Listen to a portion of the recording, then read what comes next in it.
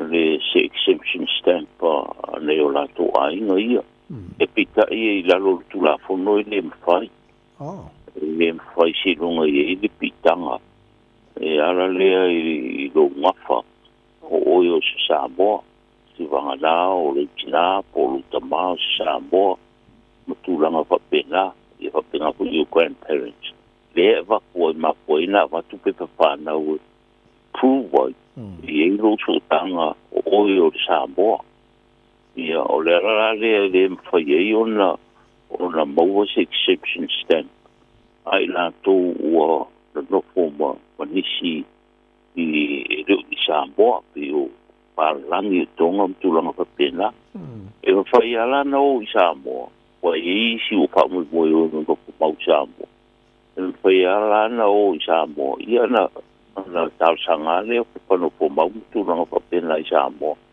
I ala masani process masani tawai a o tangata e anga pa mo exemption stamp o tangata I longa so tanga o ia o Samoa era le ona matua io matua ona matua era le o tapa o pe pana o pe fa mauni lo so tanga mo lo wonga ba o io tanga tanu o Samoa de le fa maru o te le tu langa le o no tu la fon I dem failana a le exemption stand te a fa ile tala lo wa pa o io Samoa sala pete sa mo lo tu sola Australia o fela ai le meta o I lo pitang o Samoa tu o matua ora tu na tu sola mo in failana exemption stand a o lo wa ia e fa maru tu le tu langa tawai no tu la yeah okay so o le la awa pela e loatu ia le tama o lona a ingol palangi a le mana o le exemption stamp ina ia mawhaiona tongi la one way o Samoa e tu sala le mawhaiona whai le exemption stamp mo le to lua o le tama le o le palangi o sao o sa ton bona te vai pe le sa no si va na tangata le o Samoa e no so tanga ia e anga pa io si chen Samoa e fai la exception stamp al palang e le fai la na mo le exception se longa la e a fai no fu Samoa ia to tu fai le ta sanga masanga no ko mau tu no papena a fai o Samoa e fai la no le one way ticket le palang bio fa mam na mangala e bona le exception step o ia okay ma lo fa tai le tunu ma le fa fonga mai o le mai al programa na vat folio telefoni ana pe con suno mola no ofisa vala wane ai ma fa mana matile na va nga ya le mana ya tulanga le fa ne mai ne fo tai fo la tata no le sa tau fa matari na va so ma vai la fa fa matai le tulanga o ia ta penanga fo o le umani no man pokala me sa mola to ia na po fo o besenga lotu ia ma si selfu al tai au pa wale na o le ase tulanga ia ta penanga fo la fa konsula mo ta to nei au kilani ia fa te ta vai e pe ta no fu e muta ia nei I whainga whaamai rau tau tui Samoa. Le whaatelea, le tuera se whanā temi o le lima, o se fu, o ngō lima le la so, o le fitu se fu. Ia, e whapena fu la, tasi alea so le tātou tuto tasi, na o lea so ngā fua. E pau I lea so maroro leo la so I fu o le tu. Lea so ua leo I hui. Ia, e whaamoi whamana tūna I le onu su tōtou sanga o tuto tasi o tātou tunu. A matalawa I pokarande I le lotu sa tāpena ina e maftanga sofa tasi e whai whiau sa moi nei au kilani. Ia o rātou rawana o lo whiangai male lotu. Ia mai ero ia o se saunoanga o le tātou maro wharongia lao. O le sunga atu iono, le ripai pulele na vea le pigi le parliament. Lani. Ia ona olo i fu isi tau whainga i na ia whisosani pe o tātu tangata o bogol sikseni tu la pono leo sikseni tasiva parukua. Pe ila o pensione ia tulanga whapena ia olo tau whaia sta mari i na ia bogolea whamurianga pona i o tātu tangata. O tātu maro whalo ngia na le sunga ia le ni whaipule atu iono. Ia ma sisiel fua ni sila ia na sore masau sau whamtalanga ia me tau ngole si no fua tātu tunu ia maelo ia on sore manai whapifianga ia ma o huisina whamarusti ia on whamaya he rori tātu waso o tāus furua aia matal tātu whamugoi a whoriwa ia talo toi i siutatu tunu e ala tu tapo kalamita vai ia ia tātou awai whatasi ia i le whamana turina o tātou tuto tasi i le aso tāua ia e maise ia si tātou wha longlongo po i saunganga le ni whaipule i tōlu maha o i tāusanga mo ona i o tātou ta mahamati nā mātua ia ua awara tō sen ia o se talo atu le tātou tunu bole nganga whaararo tātou iai awai i whamana turina o romusu tūtou sau talo on tātou tuto tasi o tātou sauninga o mai ala o whenga whamata leo e whai o malawa i tātou Mauta Samoa whara Samoa ia whafteata wai ioi whai ala wai tātou Mauta Samoa i mange leo i rokiso tātou maro tonu ina i umaia tātou sāminga ia. Malo whaftai, o leo manino le tulanga o i tāpenanga le whenga konsula, ia ma le komiti foi, ia wa tāpenanga mo le whamna tuina o le tuto tasi o tātou malo i au kilani. Nei, manua le wai a whiana i o tātou mātua, o le ase tulanga o ilitali atu o nei mātua, fo le tātou o le fia tātou sanga au ia nātu sitseni nei New Zealand, e lau sitsilane ma le au tawa atu i lo ofisa. Ia, whaftea ta vai o autowa atua i whangai ni o la tu pepa tūlanga i so sani la tu tau sanga mo siksini masalo po o ma le i la o titilo tu iai ia po o ma le afe lima se lau e o whamaru e ina e siksini lea i o nisi lava o mai wono po mau i New Zealand o maua whamubianga ia marano poro o maua ko ia sosani mai le mano ia apa tateri le maua la tu pensione i o i tulanga papena ai mai se lava le tulanga le tawai i le maua le amano va ai fo mai nei o le i pili mo tulanga papena o le aua o whamabia si teni sila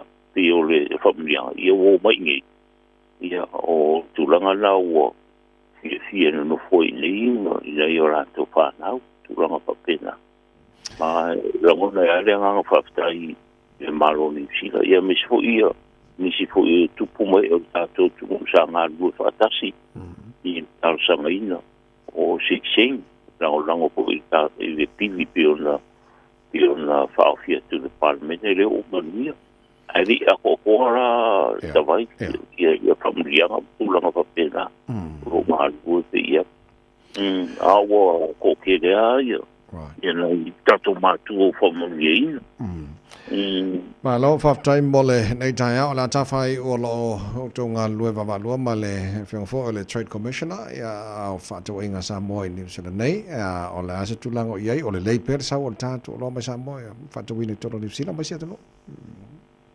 ia ro whapena so solo monuia ni hui vai kau ia re o maro si tere re sau o le talo tulanga whapena ia ona o le whafikau ia kupuisa mo ia o mai waka mai ki ngi ngā ruenga whawai kai ia o le nisi e ngai ma le whainga o whatoanga tulanga whapena ia o ki le kalo ia pita e o paianga mo mai ngai kalo le taimi mo le taimi ia o le nga fie ka ngu mai ro ia wa ira vale nga fie le kopia hu le pa ku e si tato tunu si nei ia nga te le o saula le me ka vi mo le tu la fa pena ia o lo so mo ia ia me se lo fa ku mai si se na ia tato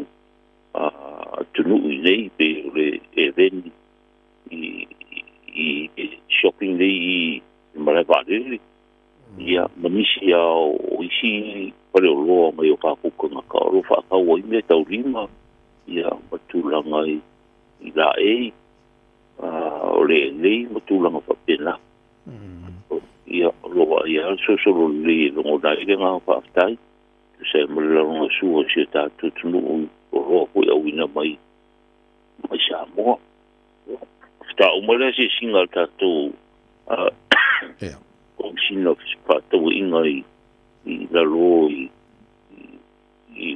South Island ia asia ko ina ia tato au whinga runga na au ina mai o karame ko ringa runga pa vai taimi yo so manu ia lava tawai ia a me se fo inisi o lo whenga mai o tino ia o le ngā fia o lo kapa la vai la lo insurance ia na mai ia con kalaki kutse penga inga sa nia ia o lo pa ia la vai insurance makapani tulanga mai tinisi o kansa tulanga fa pena a le ngā fia ia o lo ia me uma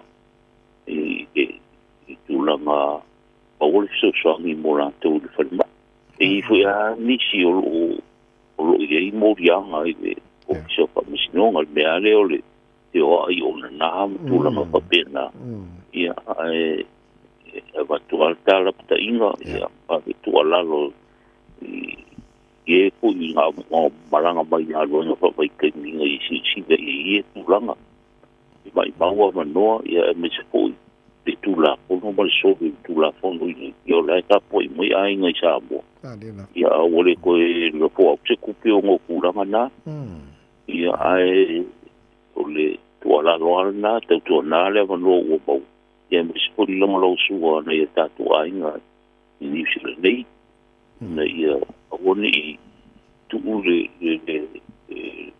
ave pe o tu alalo ia i te tu na ia e tu langa ia o le a ina tu langa te so tu la ono a ro mo ia me o mutavai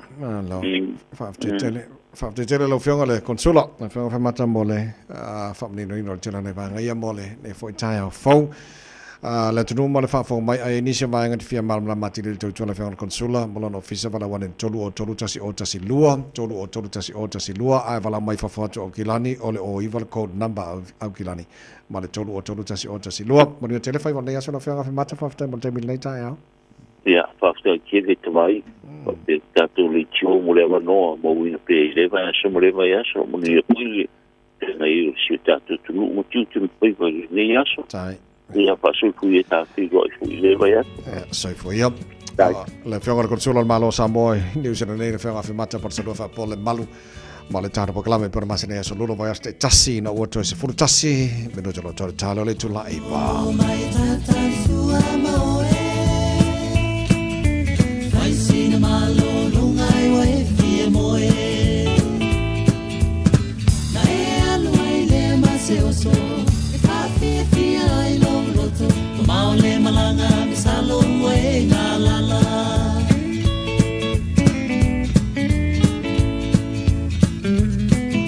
O loi ai vai la au i lunga o le lau lau Te awhai o me soe oe a oe sau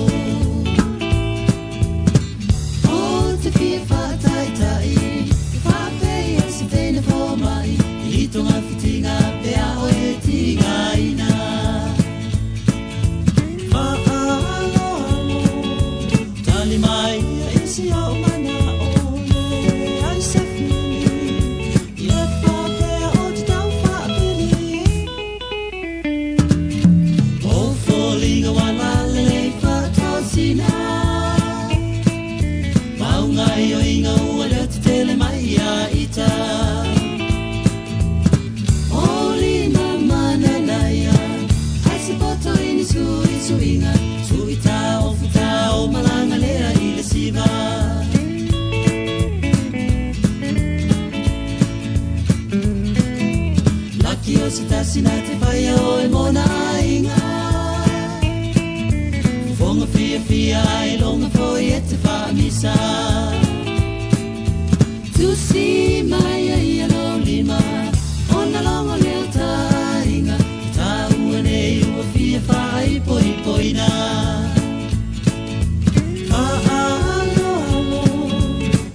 mai e si o mana o e ai se pili e fa pe o ta fa pili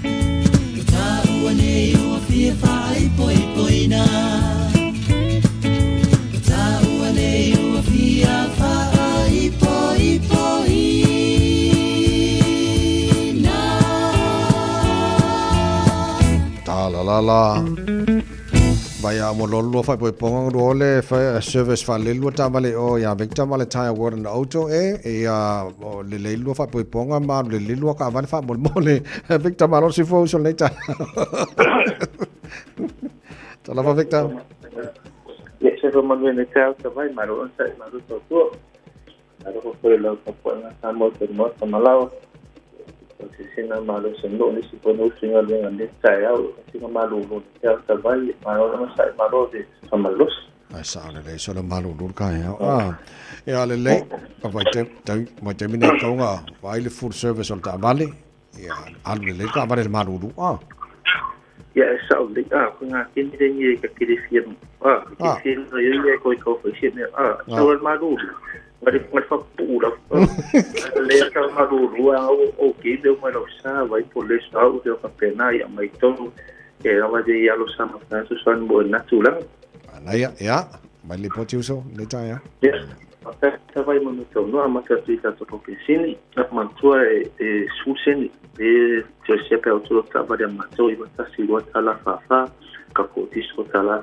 fitu sene o le ngalo app ka text ka point que é todo essa para o molo do disco até tudo trabalho tá tudo bambu porque se eu que se vai ter calam feito esse o so fitu tala se tomia o ngalo swafa se botar no meio tudo como tá todo sei e trabalha a sociedade e faz morosa e tá tudo população ole tá tudo folicinia mas tudo mas tu se vai por lei do sa vai por service vai por service é por uma menor e tá tudo folicinia pulo ila se mano ai ata wala bang fazer booking e fica tá vale lo nesse modo mas só existe lo mota to poli lift lo lowing o tá snoko pu passo mas to lowing tá to fair só pi e amato ava pe ini fale to no tá vale meu le passo que para o passo lo mota na ya lo linha o sul matas poi tá to scanner ba lo tá vale nei ali mola vai tá to fale sia tá no for nei su samo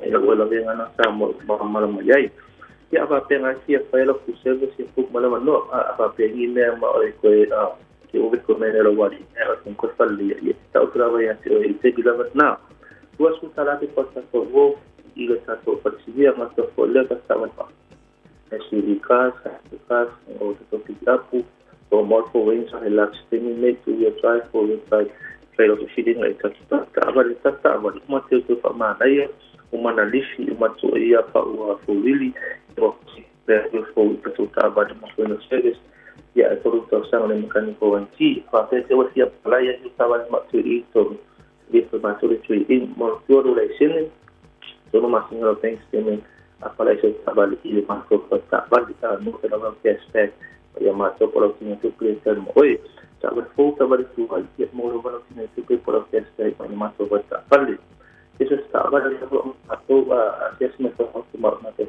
trabalho que a pia filo essa isso sa ya se não que mato trabalho e mato lo sua o telefone o iba que tu faz o o ya olha tá to para pa o casi que tu suru o tá sempre meio o malo tá to se que mais eu mata mais soli mas e para os suru mais uma porta solo se que mais muito topic apu ya va ter que ir para faro trabalho soli tá to lá Kato kai nesse tungi hospital lá tem minha massa kato se que me fio uma lá a massa mais essa isso se para ser lá pouco kato sai só rosto de isso foi isso e kato foi pau ole tato pa mata so lo mo to pa to tasi na to filma a to prenava lo mo ia ma to pa pe fiesta ta ha ko ni so tato pa o ia a se se mo foi tato pa se lo pen a mo to ele pen se lolo o pen lunga wa ia fai lo ki filma e pe to na tato ta no ta ma sani avale nei da so nei scienze le ia ki 70 lo ki su tasi to sanga ia te to mo fa se kina ko fo mga service mga ko sa mga quality sa ta ban na papio pa to sa ban ni me ma ko pero ma ko fa mo ta te na sa kina yung ai su yo pisi se kina yes pero ma ko fa ya o te pole ya ang nga da ya sa mo ta no mo se so swani sa di ma to si pe ya ta pe le pai ya ma de disco es su fitu masina e sui non ha fatto tenensi songi metafoni o iba fitasi tolu o iba fitasi tolu men ha fatto fissare si so sa ma nei pero vai mal mato no io fai va so io pero Victor of time molli poti mori foi faiva ole nei foi yasso ole tanto proclamana na malu ta mo ne fa so lolo mailo a sa mo le tino pele va tino lima ta u fa to fa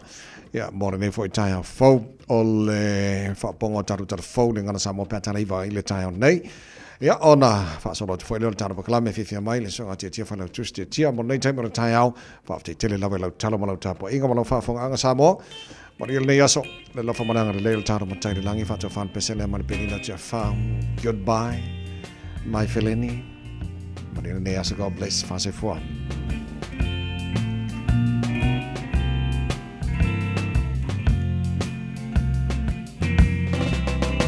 Goodbye, my felony, ole a ote, fola ole basa, beli pole belete, ei halo mai samo, siota ele, e mana tua vai pea. Le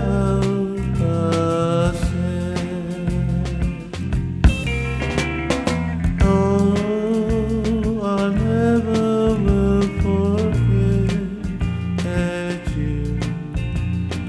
Someone I do. Oh, I never will forget.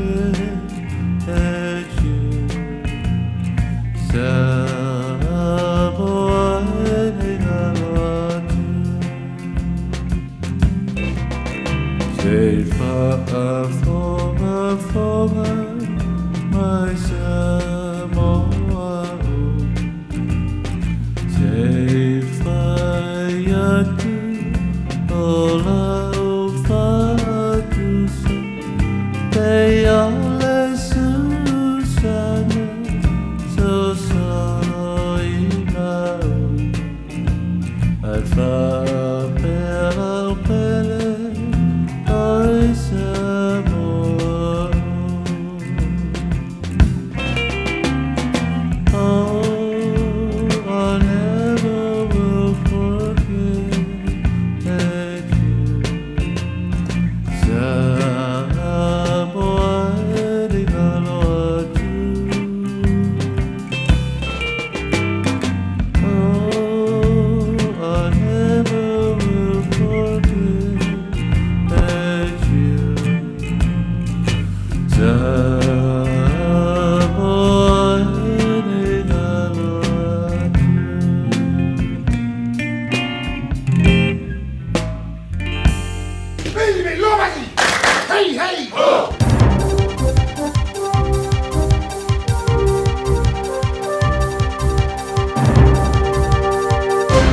Talo fat fo tapo inga ne tunu ne nei tula le aso fa mo yo tala mo la no fu tapo mai o te tala van fa file New Zealand first of our samane Winston Peters sa ave fa fo mo le mo to fono le parliament ni sila ali am te fa ia fela fo inga fa sala ngai fa puller party Maori le te party Maori sa ave se ia Peters ele tar sanga fo talai o le mota Jerry Brownlee Ina ua mai ona Cecilia Peters il parimia, pe o fōlinga wha Māori o le a mauaisona ena na stoffi, e sana tali Cecilia soate tai o le pātia Māori, Debbie ngā rewa peka.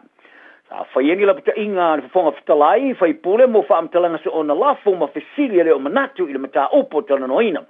Ai le i umano no na sai le manatu whaali o Peters, o le vevesi sa te pumai le mo te whono le teimo Cecilia, a o sauni a mteina whelafula fo inga i whaasalanga o whaipule le te pāti Māori, i le aoli, e tusa male haka sa whai retono le pārmene winga i tūla whanu tau whaofi mta o whaasisili, o le whenga o le waitangi. Ai beita, o le whelafula fo inga li poti al committee, le privileges committee, le haka, sa whai e whaipule to tolu ale te pāti Māori, o toe tolo po nei, se ia mai ale talawhara tau o le tupe ale malo, o le tai o le maonta, Chris Bishop, sa whaatu se lafo.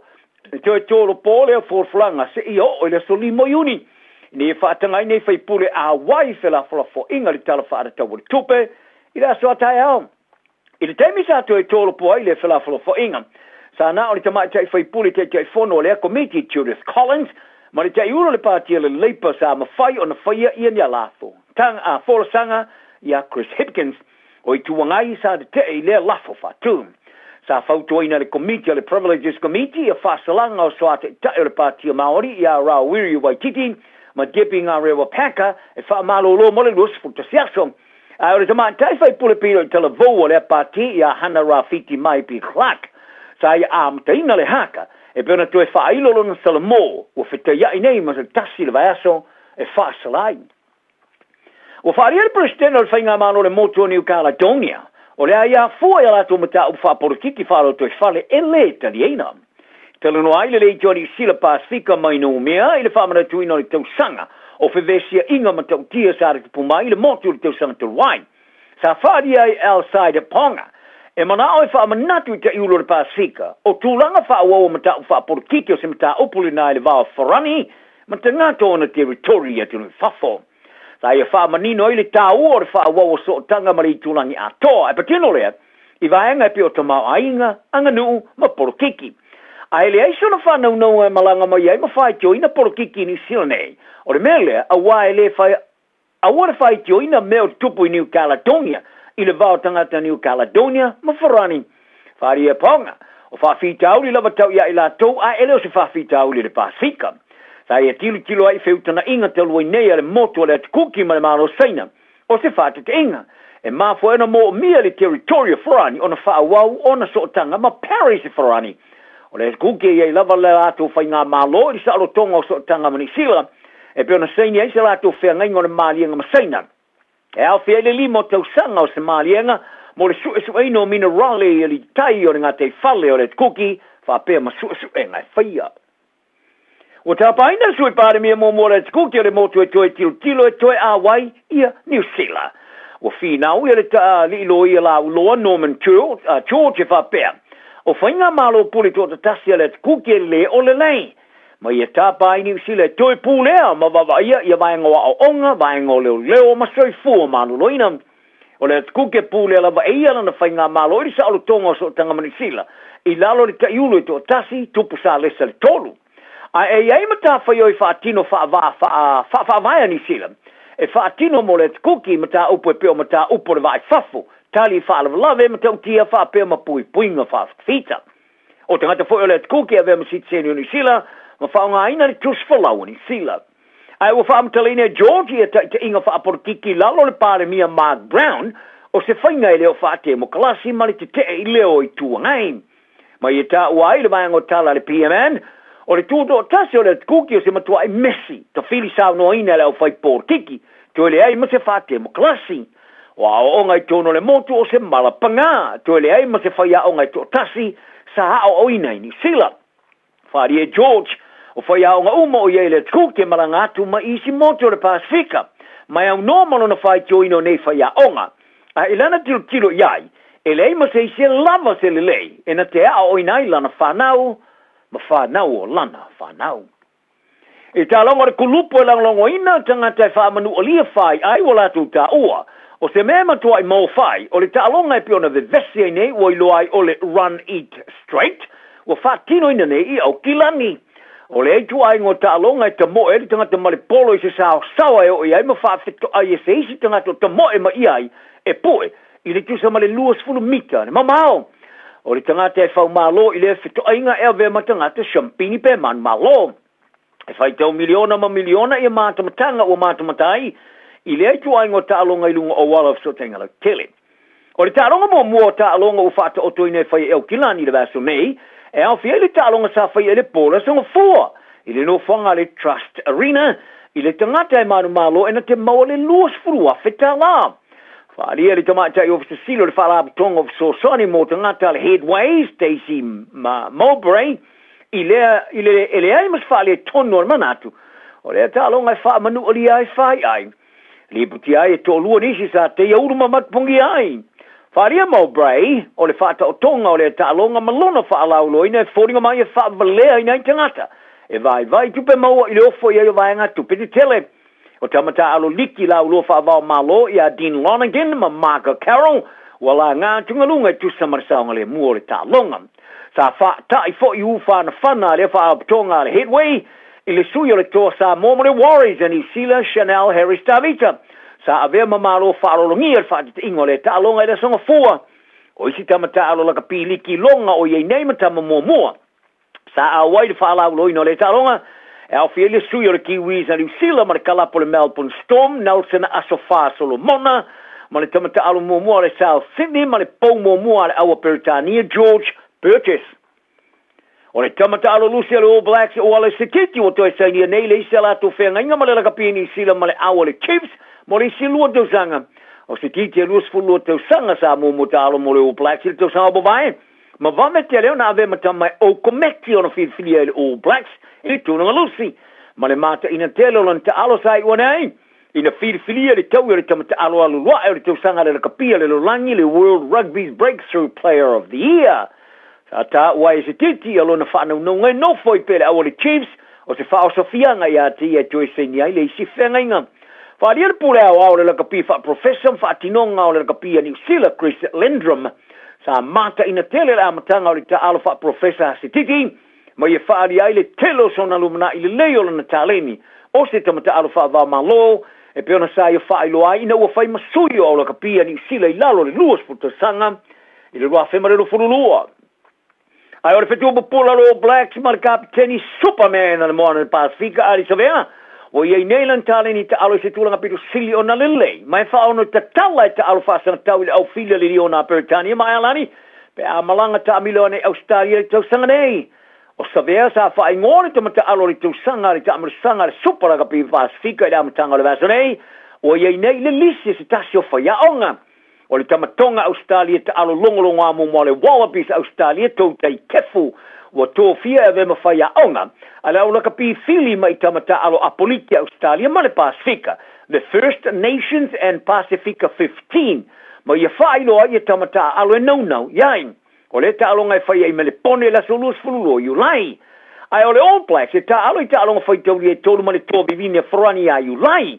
E li ta alo ngai muli e whai e Hamilton e la susmarivo, you lai. O le nongi ngai whoringa mai, o le alea ava no isa vea mole, au fili, ai o ilea wa whaari e kefu, o lo iai lava lana wha moe moe ngai ma whaina te alo i sa vea ilan au.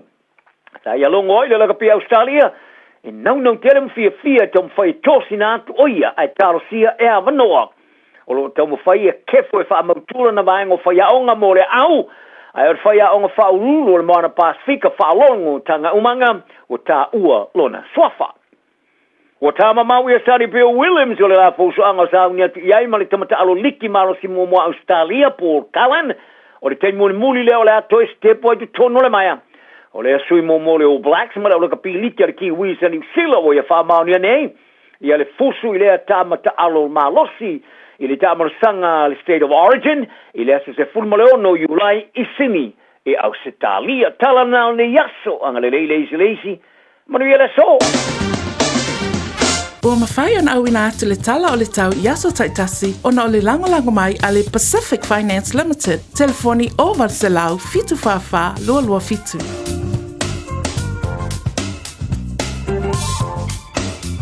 Ua loa le tautua le Pacific Finance in nonga tupe moso se wha moe moe. Maliu, whai puiponga, aso whanau, sa whai whainga malolonga, ba so se wha lawe. Apa laine lo le pacificfinance.co.nz. Pe bala au le oval se lau fitu whawha, lua fitu. E talo sanga sauna nonga tupe ile bao le 5 se lau tala, ma le lua se furu hafe tala. E lua minute whailau talo sanga online, www.pacificfinance.co.nz. Ai tasi le tu lai whatali e se tali. E iai, ai inga whabitoa. Bala au lo le Pacific Finance Limited. Ile oval se lau fitu whawha, lua fitu. Oval se lau fitu whawha, lua fitu. 24 hours a day, 7 days a week. Radio Samoa streaming live on www.radiosamoa.co.nz.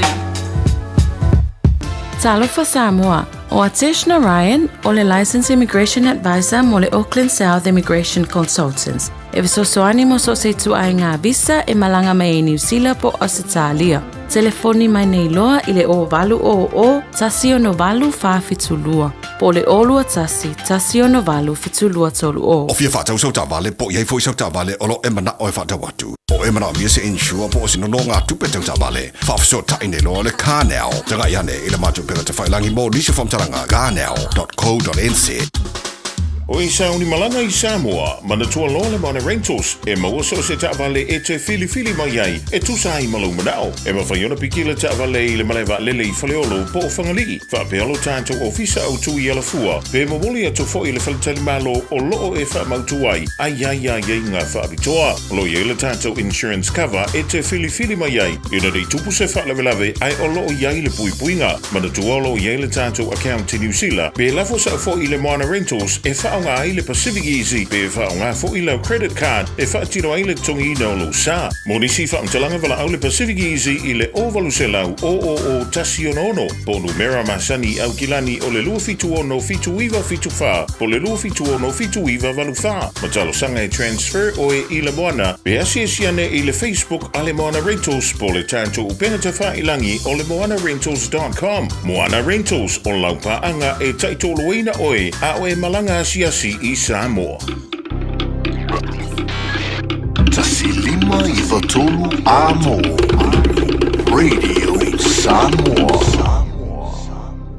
Faitauina le upo le poto no le tautua matavela linga Fusi and Sons Funeral Services i Mangele ma Samoa. I taimi o mawhatianga ma whaanoanoanga ona o le maliu. Manatua linga Fusi and Sons malana au nanga o le a whaamama avenga atu mo oe ma le ainga. Wala au i le telefoni lua fitu lima tolu o fitu.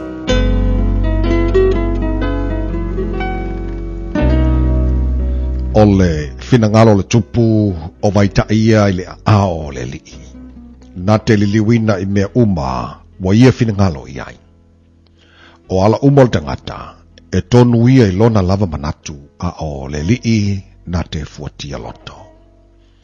Ia whaia lea me o tonu ma le whamasinonga. E sili ona lei o lea i le li i le taulanga.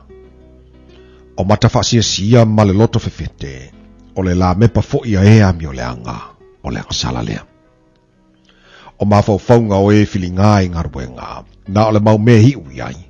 A o mawhauwhaunga o e whatalise umalawa, e uai na o le mativa. O le whaupenga o loa ua maua i le laulau whaiva pepelo, o le mea whatawa a lea ua whata ape peina i lato o sa ili le oti.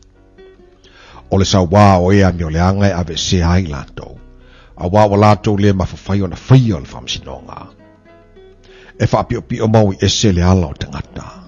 A o le walelei, e tonu lana ngaruenga. Le lei o na nofo le tumutumu i lunga o le whale. Ai le anga o na nofo ma le whawhine whamisa le whale tele. O le loto o le ami o le anga, o mamao lea i le anga. E lea lo whangia e ia le la te tua oi. A whaasalaina le ua tauemu. Wa whaapotoina i le wa whai ngofie. A wa oina fo i te ngata poto, na te maua le poto. Wa mawhau le ame o tonu, i le a inga o le ame o leanga. O lo wala fotuina e wa ame o leanga, o no lo lato leanga. O le na te puntia on talinga, i le vala awal te ngata mativa, e vala aulava o ia, a ele talia. O le mea foa i wha alilo lilo e lo mia i leita. O le taui fo i le fatafata, e lo mia e le te tele. O ia ili fia i le wa mea tonu, i lo na whaia o mea tonu, ai malaia o e whai meleanga. O le tangata o se nai le ala o le mafau e tu mau o ia le whapotpotonga o nganga o e woti. O le tangata mativa ua manao i mea whafia, o le ua manao i le waina, mane swau, e le mauoia. E whai matongi ola mō lea meo tonu le wa meo leanga. E whai fo i masui o ea meo sao, e wa meo whapia pio. E le leo na nofo le mao, ai leanga na nofo mal whawhine wha misa, mal wha i teita ngofie. O le oloa tā ua ma le swau, olo ia ia le whale o tangata poto, a o tangata valea, nā te wha mauma wina ia mea. O le watau sisi lea meo tonu, ma le alofa, e maua ia le ola, ma lea meo tonu, ma le vi inga. E a ea le tangata poto, lea ai tutoa. Nā te lafo tuina fo le malosi lato te wha tua i ai. O leo ilona ngutu malona lau whaiva, e tausi oia ia te ia ai popua ngā. O le wha ta wemu, wha mawalunga, ma le wha wheteina, o le ingoa lea o le wafailo na ita, ma le wha mawalunga. O le mana o le paie o ti ai oia, a wae le mawhawhaio na lima, o na ngā lulue.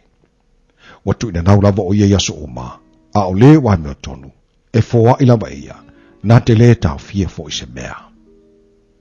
O le taulanga e a meo leanga, e ino sia lea, ai a tili e pea au maia, ma le manatu leanga. O le mori maupipelo, e whano la ia, a o le tangata sa wha longolongo i le mea, e tau tala wha maoni ia. O le tangata meo leanga, ua mata wha le maa o ia, a o lea meo sao, o ia lava, na te mawhau whau i lo nala. E le ai lava se poto, e le ai se mawhau whau, e le ai se pule, e te e atu i le ali. O saudia le solfanua mo le aso o le taua, a o le whao le tanga, o loo i le ali i le a. Ua awina atu le upu o le poto i le nei aso, o no le langolango mai a linga Fusi and Sons Funeral Services. Ua mawhai o na tu whātasia o au nanga tāla whea ngai i ni tau ngofia tele. E fsosoni atu ai, a o whea ngai oe ma le popole ma le whememea. E mamori whātasia atu ai ma wha mai senga, ma wha mawhana whananga mai a linga Fusi and Sons mo a inga uma o Samoa ua whea le maliu ma le oti. Walau mai loa ia linga Philip Fusi linga, to ia whaapō linga, to ngia si ulavea, pesu mai i le luas fulwalu Canning Crescent i Mangele.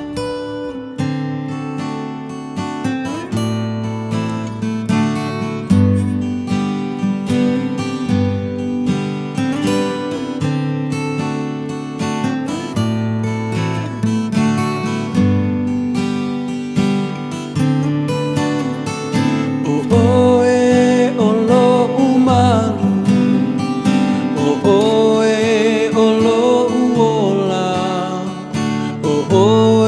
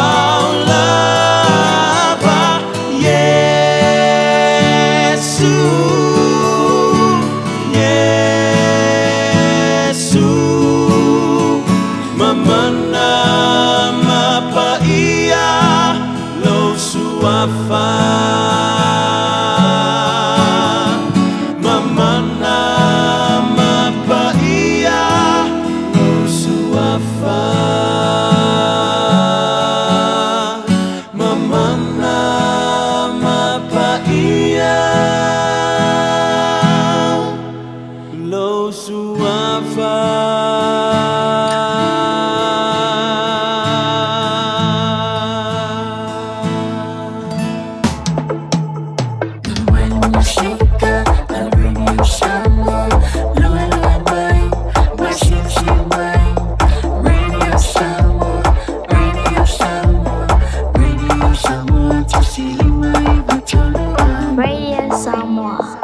Measles prevention key messages. Immunization focus. Measles spreads very easily from person to person and can make people very sick. Getting vaccinated gives you excellent protection from measles. It means you don't get sick and you can't pass measles to anyone else. Getting vaccinated will also make sure you don't take measles with you when you travel and spread it to people in another country or bring it home to your family when you return. The measles vaccines is free for everyone 18 years old or younger, regardless of their visa or immigration status. Your doctors should know if you and your family have been vaccinated in New Zealand. Immunization gives you the best protection against measles. If you are not in quarantine, you are feeling well and you haven't been immunized, now is a good time to do it.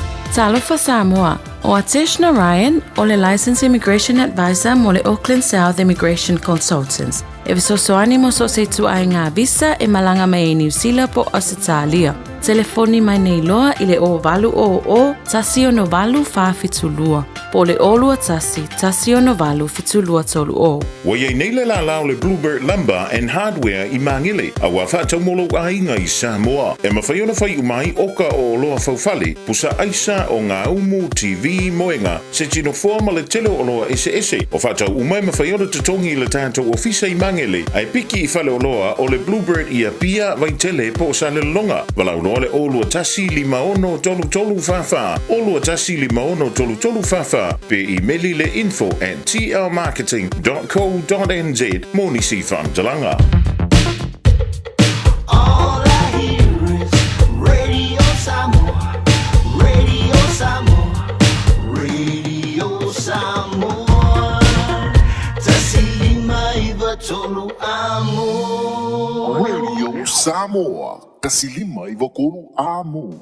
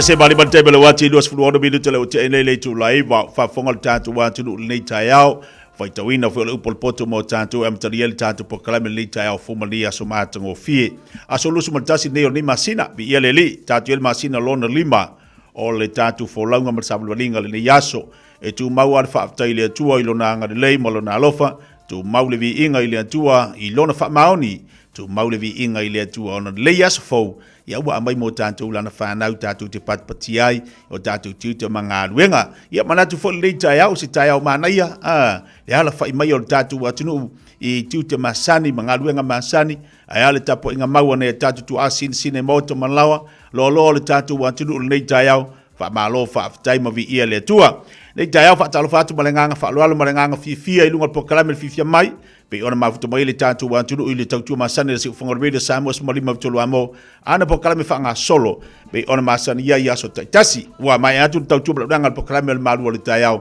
tatala fo tātou fa salanga ma tātou pokalame pe ona ia ile aso male aso ia ole vi inga mal fa tai le tua le la volo folau manui o tātou savlinga ma tātou sa le ni tu sanga ia ele le ia le li fa malo fa tai atu le sunga la tawai meri fa pe fo ia le tu sala ntaso va lua pokalame amata le tātou le jo ia tantono na ua si le fia le tātou atunu unisi o melo tupu le tu male tu kelope ai mai se melo tupu tono le tātou atunu pe ona iai tātou so ta ingal nei tai au ai o le nganga i o le whaatai ma le nganga o le toi whaatalofa ma le whaafelo i atu pa i mo lungo le tātou atunu u le alfa i mai le nei tai au fau aso manaia aso matango fia le sangi fia o tātou o le leile ama le whaamaoni o le tua ia whaatalofa atu nei tu asinsina tu amatu tu e mauta malawa whaafelo i atu pokalame i atu o tau ma lo laba le soifua manuia ma le soifua lau le lei langi matafi le tai au fau ia leo tātou iai o tātou tu e fsila whai foi luma nuu ai lo tu o nuu whaatalofa atu lau finga luenga tofi o le tua i sunga whaafia ngainga o lo o whaafale le malu no pia i so se whata whaitaulanga o le alanga ino le upo le ola le mana waino le mana le ola ia e ala le fiong pa ia le tua fola le tala lei whaatalofa atu pokalame le tai au i atu uto umalaba ia o tātou ainga le fifia mai o wō mai masani ua pena foi na fatasi mai lunga tātou tautua nei tai au whaatalofa atu pokalame i atu oi ia vi ia le li whaatalofa atu mai alau atu lo lima tātou we vaiva whangasolo tātou pokalame le tai au o le aso lulu o ngā tono le vai aso i tūta mga ruenga ia a whaape fu wa ela whai malita au lea se me wai popole ai lea se me watu atu vale ai lo loto le mautonu lo langona le nei tai au tātou la whai mea umai lea tua o ia o le fsoa sani ati tātou o ia fo ina te lawe ino o tātou tangata o ia o le tali o whaafita au lima mea tutupo le olanga le se me whaingatai lea tua pau ale mea ia tātou fia Mau le oli o le li o tātou tiuta mga ruenga pe ona tātou iai. O le so ona tu e la amwhai on tu e wha o le tātou pokalame fo ilia o le tatalanga ma le tunga fo ma i am tāwai. Ta iau o le pokalame masane tātou le ngana Samoa pe tai ua tu e so tai maili tātou fo ma i Samoa o le ngana Samoa o le mwhai wha wina ona o nisi o whanutanga o lo whiangai mai ai le tai au nei. Le ale mwhai eila ona tu e wha o tātou pokalame alena i le fuafuanga e toi fa wa tatu pokalame ngana Samoa na taua tele lea mo tatou ya me se fot fa fonga tatu atu fa pena i fa na wa onga o le vas fola ya ele misia ona o le fia ngai le sunga fia man tu fo le se tatu taimi ya le la wa te ale fia le wa te ale va tatou ya la wa le va na te as fulio lo no winga ya e le ofitawila ya a tonu wa te ya tu le tu so i fu tatu wa fo mai le faya ongan ngan Samoa lava ya somos tatu wola ya ona toi fa o fu ilo tatu pokalame pe ona masani yai ya ai ola se mai diso tatu fa fianga musika so fi filo yo tao nei e olo fa to mo tatu wa tunu afa to dele tulaiva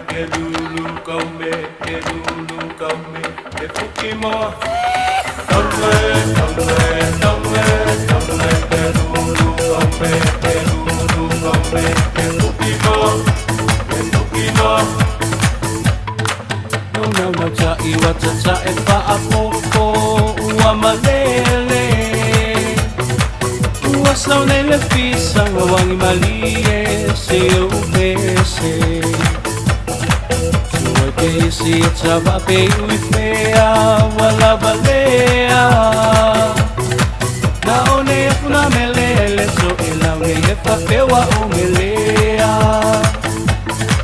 na one e funa mele le so e la one e fapewa o melea Tuyola mue fio mai mo e lo pute pela titi petele Tuyola mue fio mai mo e lo pute pela titi petele Tuyola mue fio mai mo e lo pute pela titi petele Tuyola mue fio mai mo e lo pute pela titi petele Tuyola mue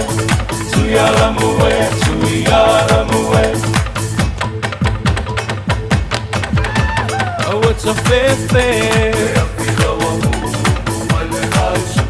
Sangatauwe Vai pule salafa Ai fai talo sana Ai aua la vale patala su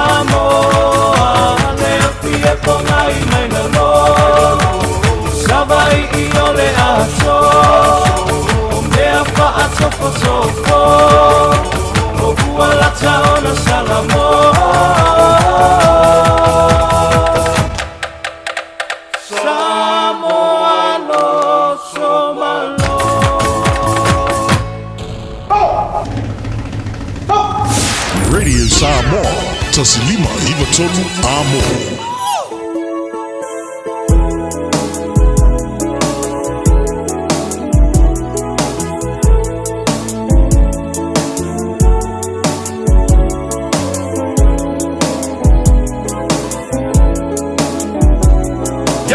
Y'all know the name. DJ. Dang.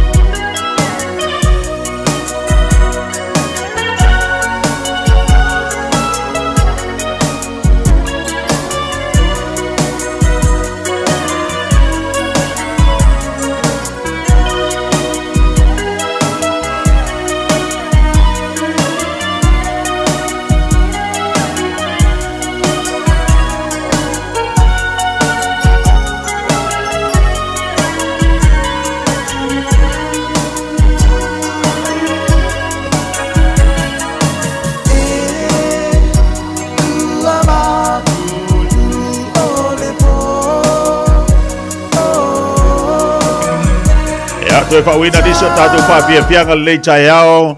E si ufunga maria le whapese le vaiva pe amai anisio tātou whatatananga le tai au. Se e mali tau tūpala uranga le Enterprise Motor Group le sunga ia au kusofia lei. Tau tō masani tamali o tātou wantinu o wā tātou tāwale. Ia sa iri se tāwale mana ia. Mau se tāwale fau, tāwale le lei. Tau ngā tāu le soifuanga lua tātou iai. Ai mana ia le alu le lei o lau se leni o e whaingaluenga. Ia i lau tāwale. Ia wa anai te usoi le tai au le tai au. Fatalo fatu a kuso malo se fomoli le tai au fo. Ia, lange ma fo ima fatalo fatu la to fatu tia ia. Mo fo nei lao malo le ta wa kai malo fo soi fo. Ta to se lo fo i le tai au fo, ma le tai au menino le lo ma le tua malo soi fo. Tia. Tātou vi ia le lofa maleanga le leo tātou mataisi le langi una ua toe mawale nei lau awa noa ua e tātou te whaftai ai le atua ana le se anoa le anga le leo le li e le mawhain tātou toe mafuta ma tātou e tatano i lunga le nita i lunga le tāpo kalami. Ia mawale malosi pa le ola e bese le whauina o tātou tiu te mangaruenga. Ia ole tulangana vi ia le anga lei pe ole saunoa ia sa i lupo tātou toe alfa i mai menta ia olo la ngona lava le mafana le pa mai le lofa malanga le tua ia ile ngata ile ia mai se le lo fo iso tatu watu no mtulanga uma ia ke kalisia lo manuia me uma iso sukaenga ma lava singa neia o mali tulanga ia te utou le nei tai au le pisi o lo ia ile amtanga le vaia so lantou a kuso ia ma mai pe e fua lava le ele ufole le fua tali te a le leile tau yo ai fo ia le tulanga fo le o le to telefone nisio o le malo le atu no su mai ia talu mai ale weekend yo lo fa wa pe ona to telefone le malo se tatu o tunu o lo a fe ia ma su mai fo i mo tatu wa nanga ia o lo mo le toil fa sai male fa malo fo i le amana ia se tau vai ia le enterprise i nei manukau ia le tai au e man ia le sul mo fiola ia o ia fo ini so tono tato lo trali le tai au ia ona o tau sa ia la vo samo me si fo o i fo nga ai malo le la ta se atu tulanga lo ina to toma nga bol tatu wa tulu longa tol nei vai aso nga fa lo fi le ia fa tai mon ma to wa no ia o lo pa wa pe ia tulang fo ile o le tato cash bonus ia wa faisi umi o fa wa tato campaign le ia ono lo wa ia fo i ma mol ma wina le pule o lo nga tele le tulang fo ile le ngata ina pa uta vale ai o lo ia fo ma fa ma abenga le fa ela fa tabia pe pa o ele tau ta vale ia pe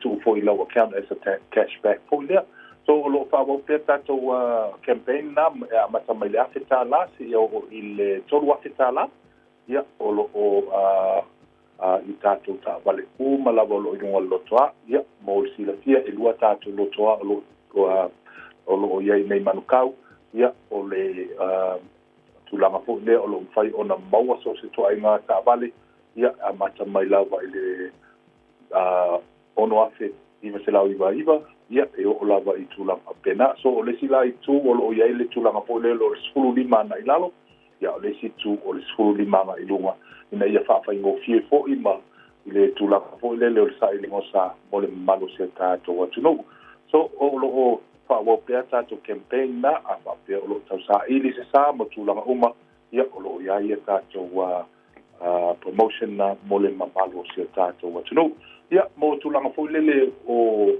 la to fo i le mo fo se ava no ia mai la to o lo tau ma fo i mai nei le tato lo toa e me se la to fa foto o kilani ia o lo ia tato website lo mau mai ai ia lisio fa matalanga ia no tulanga o tato wa promotion lo mo lunga tato website na on enterprisecard.co.nz e ma fai foi on na fatino mai ai lau application ia for finance app i tulanga foi le pe fa pe te mana o e financially ia lau ta vale ia o lo ia ile link i so sta vale lava lunga tato website e ma fai on na fa nga mai tulanga o fa mai go lau ta sanga ia mo latou fo'oloiai a latou ta'avale ua tuai po a ta'avale fo'ile le ua mana'omia le toe upgrade o lou sa ia mafai ona trade in ia salava po'i ai sina vaega ole o totoi luga o ta'avale ia mafai ona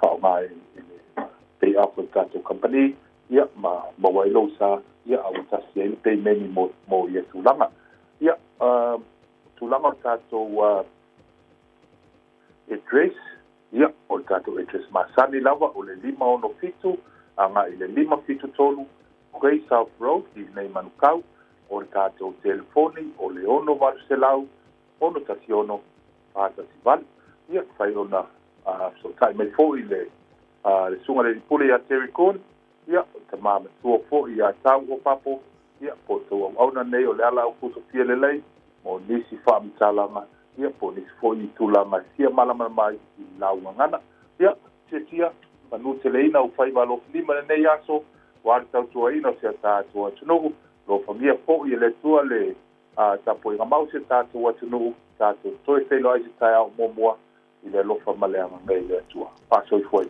Malo fa te tere lava le sunga a kuso mo le tātou wha mo le tātou wha loa le ngata fo i leo le tātou tua malau nanga le tātou enterprise mo tātou le nei tai au wala wane leo le tātou tua malau nanga le tātou enterprise i le over se lau on tasiono fatisivalu over se lau on tasiono fatisivalu ia po o le so tai fo i le anga ia tuatusi o le limon fitu anga ia tu limon fitu Great South Road na i Papa Toi Taibale wate leo toa sifuru maltasi minuta le ta leo le tu la sifuru lungo le tau tupla udanga si funga rede Samoa si molima utolo amo si o se atu tifata lofa ma ufafelo ya tu ediso tatu paanga le lungo le tatu Facebook le afu anga maila tu lungo le tatu pokalame wata lofa tu ya tu utolo le tayao sulu matamua wata lofa tu male ainga inai pakulanga ngalua fila pepe wata lofa tu le tayao fou maalor si fuala le Sicilia fatali ala lua malo fatali maftama lungo le tatu pokalame le tayao Tomino fatalofatu pokalame mai mangele sae anika si europena malo se fo la lei peki sem fatalofatu nei tayao malo faftele mafta mai mioe ia le nei tayao fo so ya tuna patane ai ono fatalofatu nei tayao prala alofatu nei tayao wa mai tayao ia le ni so tatu lungo tatu YouTube le fo wa mai lungo tatu pokalame poseta dash Malor se fo lau le mo fo tito manga luenga tua sao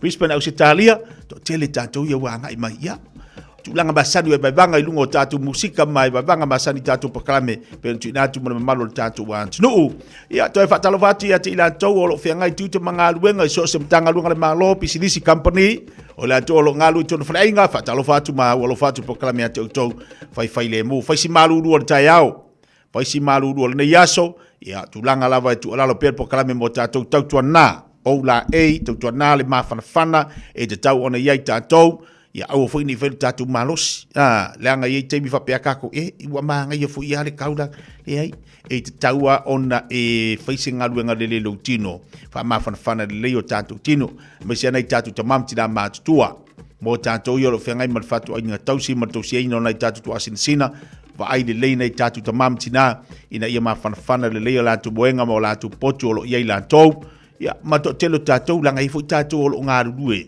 ma fainga luenga inisio fale lo ia tanga tamatu tua ia va ia fu ia tu langa mana ia le lei tele o la tiu te mala ngaruenga lo fa ia nei tanga tamatu tua o le fa manu yanga fu ina le tu ia oe wa e tausi wa ngalue wa faila vo sio tamau sio tina fa malo tu pokalame mana yo lena asesi atu ni si fo yo mau tanga ngasi o lo ngalue ni o tatu tangata se va inga le leile na o lo la tu fa nga luenga ma mesidi ia tausi ya o la fai o lo na tamama lo tina vi ia leli e fa manuia i fo ile tu yo tite mau nga luenga ia patato umala valo mafuto man le tayao o lo fatu pokalame manuia tele ia tite ma fai va tale tu las folo ona to awina tu le o tatu tale vai fanua hey hey oh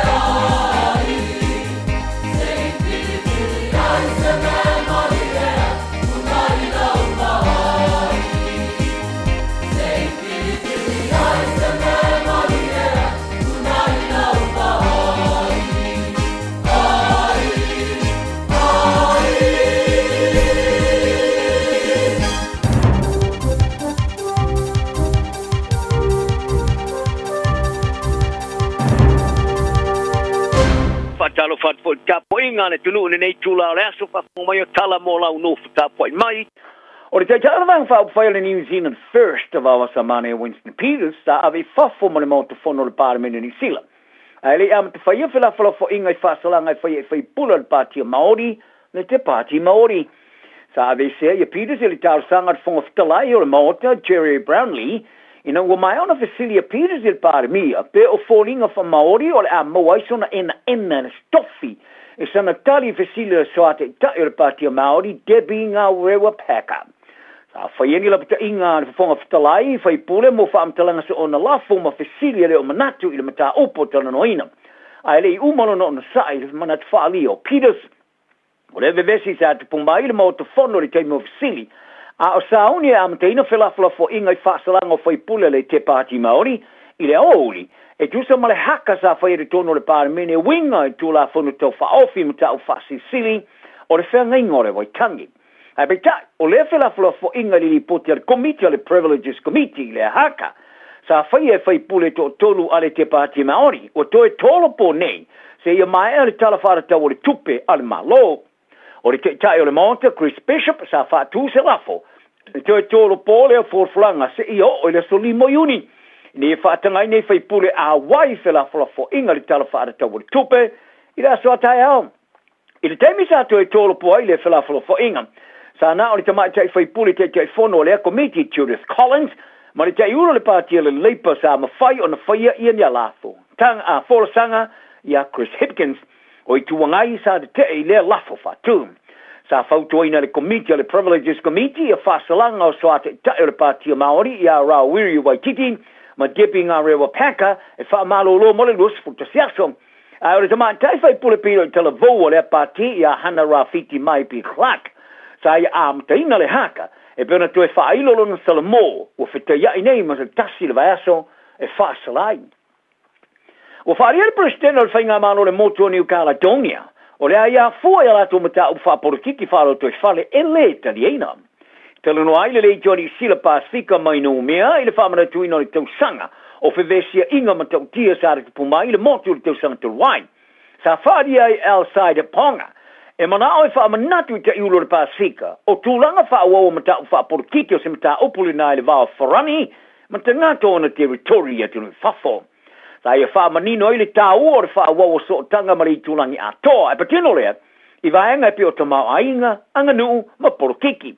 A ele aiso na whanau nau e malanga mai ai, ma whai tio ina porokiki ni silane. O le mea lea, a wai le whai, a wale whai tio ina meo tupu I New Caledonia, I le vau tangata New Caledonia, ma wharani. Whari e ponga, o whawhitau li lava tau ia I la tau, a ele o se whawhitau li le Pasifika. Sa ia tilo ai whiutana inga te lua nei ale moto le kuki ma le maro seina. O se whātu te inga. E mafo ena mo mia le teritoria wharani o na whaawau o na sootanga ma Paris e wharani. O le kuki e lava le ato whai ngā malo I sa alo tonga o sootanga mani sila. E peo na seini e se lato whea ngainga o le malienga ma seina. E au whea le limo tau sanga o se malienga mo le su eino minerale e li tai o ngā te whale o le kuki whapea ma su e ngai whaia. O te apaina sui pare mia mo mora te kuki le motu e toe tilo e toe awai ia New Zealand. O whinau ia le ta li ilo ia la uloa Norman George e whapea. O whainga malo puli tō tasi le te kuki le o le lei. Ma ia tāpai New Zealand toe pūlea ma wawaia ia vaengoa o onga, vaengo leo ma soi fua manu loina. O le te kuki pūlea la vaia na whainga malo i sa alo tonga o so tanga Sila. I lalo le ta iulu e tō tasi tupu sa lesa le tolu. A e ai mata whai oi whaatino whaavaya New Zealand. E whaatino mo le te kuki mata upo e peo mata upo le vai whafu. Tali whaalawalawe mata utia whaapeo ma pui puinga whaafwhita. O te ngata whoi o le te kuki a vea masitseni o New Zealand, ma whaonga aina le tuswhalau o New Zealand.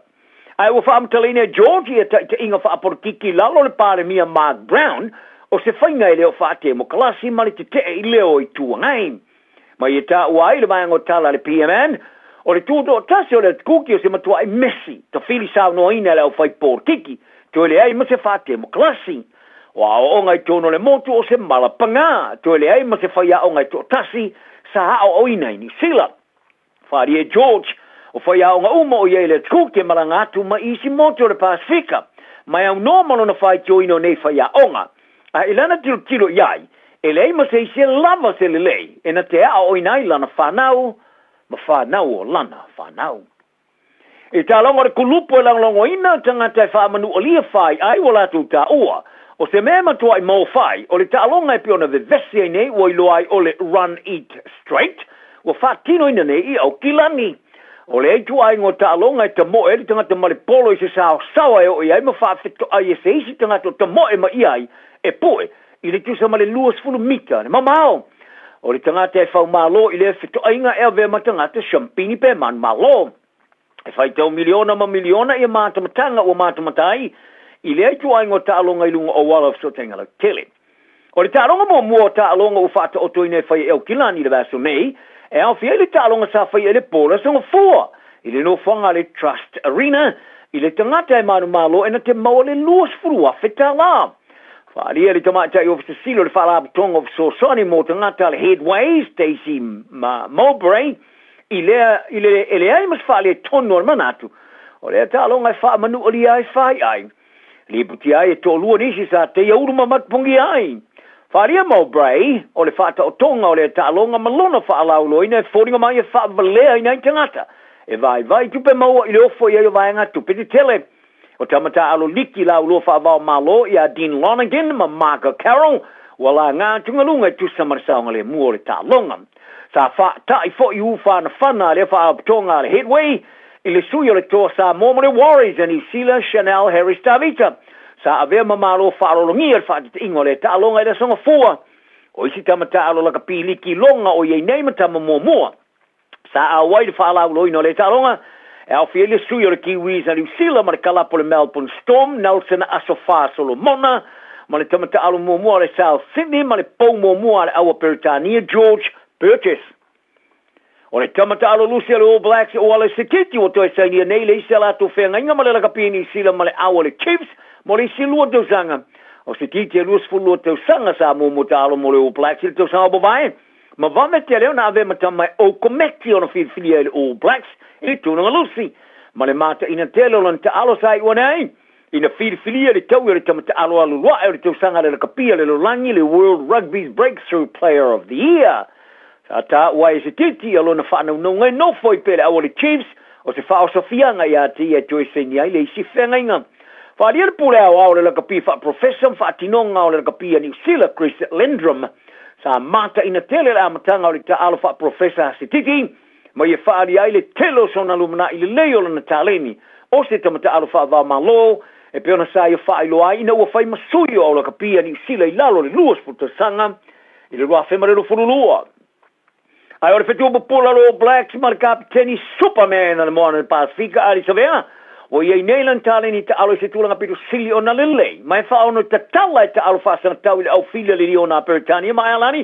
pe a malanga ta milone Australia to sangane o savea sa fa ingone to mata alo to sangari ta amr sangari super ga pi Pasifika ida matanga le vasone o ia Neilan lisi se tasio fa ya onga o le tamatonga Australia ta alo longolongo amo mo le Wallabies Australia to tai kefu wa to fia e ma faya onga ala ola ka pi fili mai tamata alo apoliti Australia ma le Pasifika the First Nations and Pacifica 15 ma ia fai lo ia tamata alo no yain o le ta alo ngai fai me le pone la solus fulu you lai ai o le All Blacks ta alo fai to le tolu ma le to bivine frani ai you lai il talonga muli e fai Hamilton e la smorivo you lai o le knowing e fodinga mai o le alea va noi savea mole au fili ai o ilea o fai e kefu o lo iai lava non fa mo ngai ma fai no talo i savea ile nau ta ia longo ile la kapia Australia e não terem fia tom fai tosina oia ai taro sia e ava noa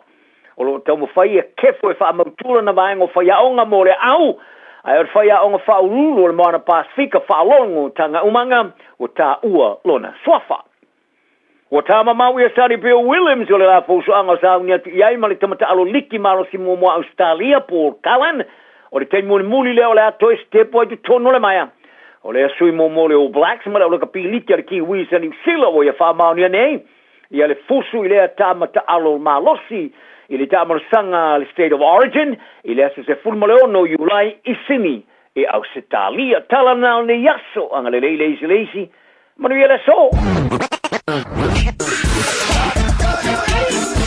o soifua o le siafufonga Samoa Radio Samoa tasilima iwatolu a mo se kia Radio Samoa. Ua na o le Radio Samoa se furulima iwa toru a mo e tautuaina o e ilaungangana fitu aso le vai aso.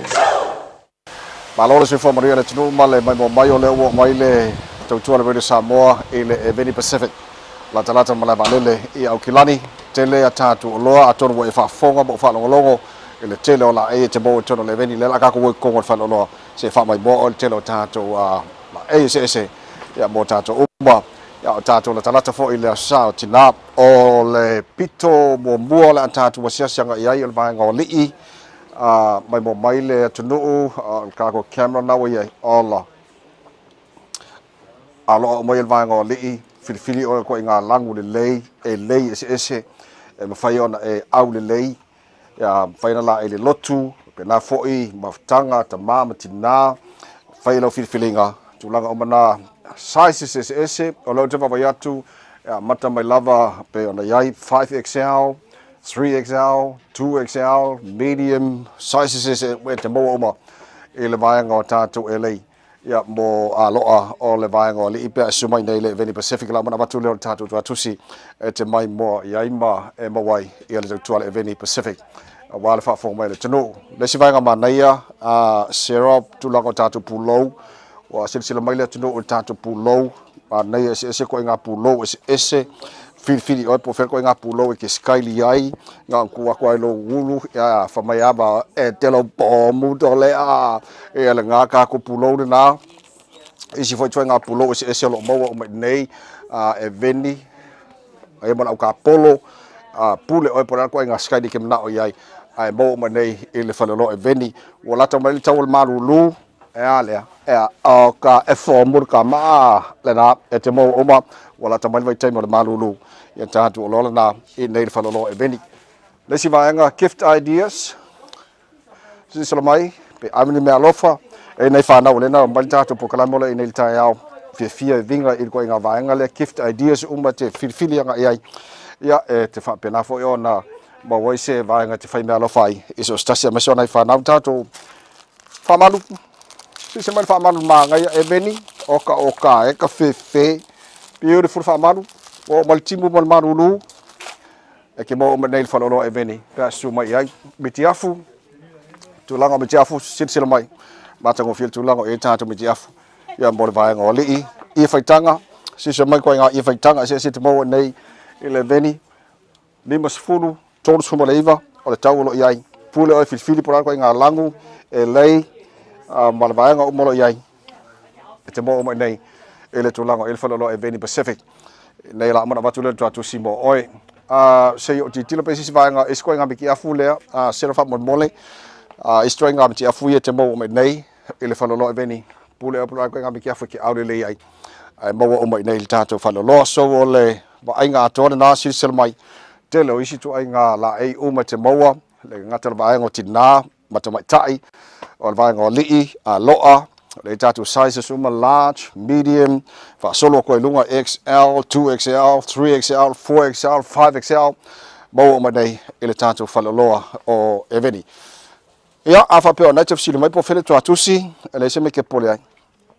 Woi, o ki kilo ko isi, pa. O fo le kai mo le asa ta mai tina ko bo le ko ma foi.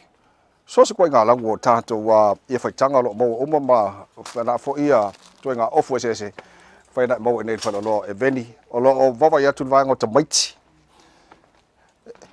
e fia o fo ngai fa ngaula ko nga ofu ese va ko nga size ese mo fa nau pule o fai lo filfilinga mo mai le lima suluiva fa suluiva tolu sulima e le tawolo mo ma e nei tatu fa lo Eveni fusiwa nge ki o fia so fusiwa ma ngai wo ka ko ki le fusiwa so ka fefe vale ma ngai fusiwa nei se e alu kasi le loko mo se ko anga loko fa mo mole tatu fusiwa na ya mo ma nei fa lo Eveni ya o le tulanga na e mal tele tatu ma o lo uma se vai flip flops los fulu slides los lima e te mo uma i le tatu fa lo mantua Eveni Pacific e te mo nei no tasi John Gold to drive ile airport mangele fai te sumai ile highway 20A na pasilo faina offer o mai KFC pe passport KFC moli left tau le roundabout yang ka ko mai sa o ale ngai pasi mai le warehouse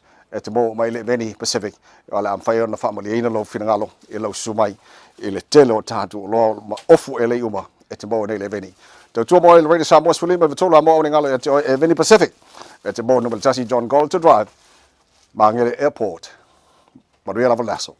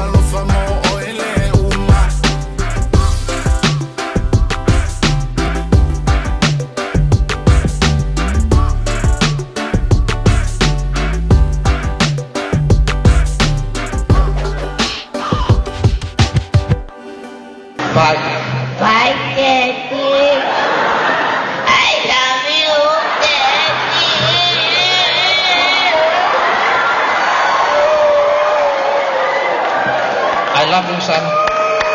Son. I love you, boy. Stop crying, son. Daddy, I said, I'm hungry. Yeah, kami tawa, baby. Yeah, bye, Daddy. Bye, baby. Bye.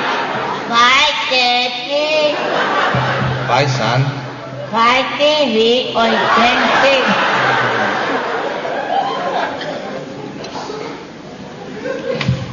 Bye, Daddy. Bye, son. Bye, Daddy. Wala na ba? Wala kayo yun. Ilisip niya nga sa wakawa ni. Wala ba na kayo mo masabi? Ya? Wala masingi. Mommy, masingi ya pangyayari at casino. Mga yun, wala ka rin mo, wala kaunan. Usu liao, usu le po, usu le po, ay faabu i oito. Alam niya nga yung soy yaman po.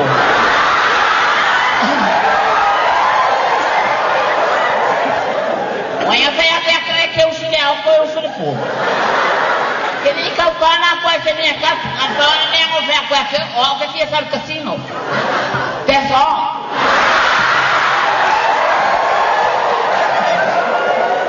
O le mako o ka malo ba le ka malo le tulongo. E ke le ka ngalo o lo wafu ako. Mai al kusero kinanga mai al en mumbia. O kusera. O le mena le o kile na fa ku ya la fa sa bolo wa casino. Ele señala na kusima i porko ai na do kinga. Mai ke lo nga le de fo ke o ki al musting.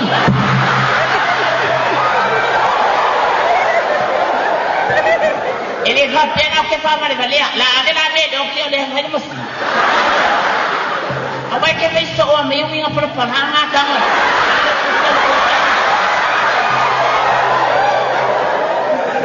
O le si me le nga lo bele fai. Vai o ke pida ku fare ka kamale. Le ka ni mo fia.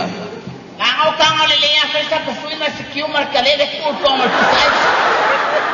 O fai akole mo ko la ku ne ai kana abo. Kami ni nga ke fa ni ma so le fa de me o le nga ai ma manu la ku. Kamma ka ko. Sau lo ko le sang me ai mo sau le ai ku. Ni me fa te. Wale kasi le rua me fai painga. Wale kasi le rua. Le nga kusi mai lo kina e ngumbia. Vidi mai lo kama e hanga pinga ke fo. Are ke sa kasi. E kele mania. Kele mania fa pera ko ko ki mai ngai. E kele me lo ke ngalu el fo, ai halu ala. Ya. Kele fa mal vale, ele nga wala ke fenga dia, le fo ke fenga venga. Ele o sehan. Le sueño la mujer ngale sueño. Kamu ka ngo fo mai. Le fo ngo mai ko fa finge ngo mai ka fa. La mo ka ape. Le anga no leo. Oi ola ka ape na lo leo ale ola ko sueño la pa to. Me mai lo el fa vale baleo la ko fa finge. Oi lo la ka ape na lo leo. Ele se leo ka ape nyanya. Olo wa leo yang ka ngo fa olo leo ale malo boy.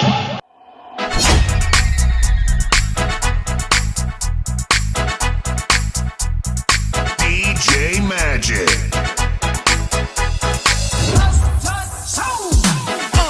Let go. Let go.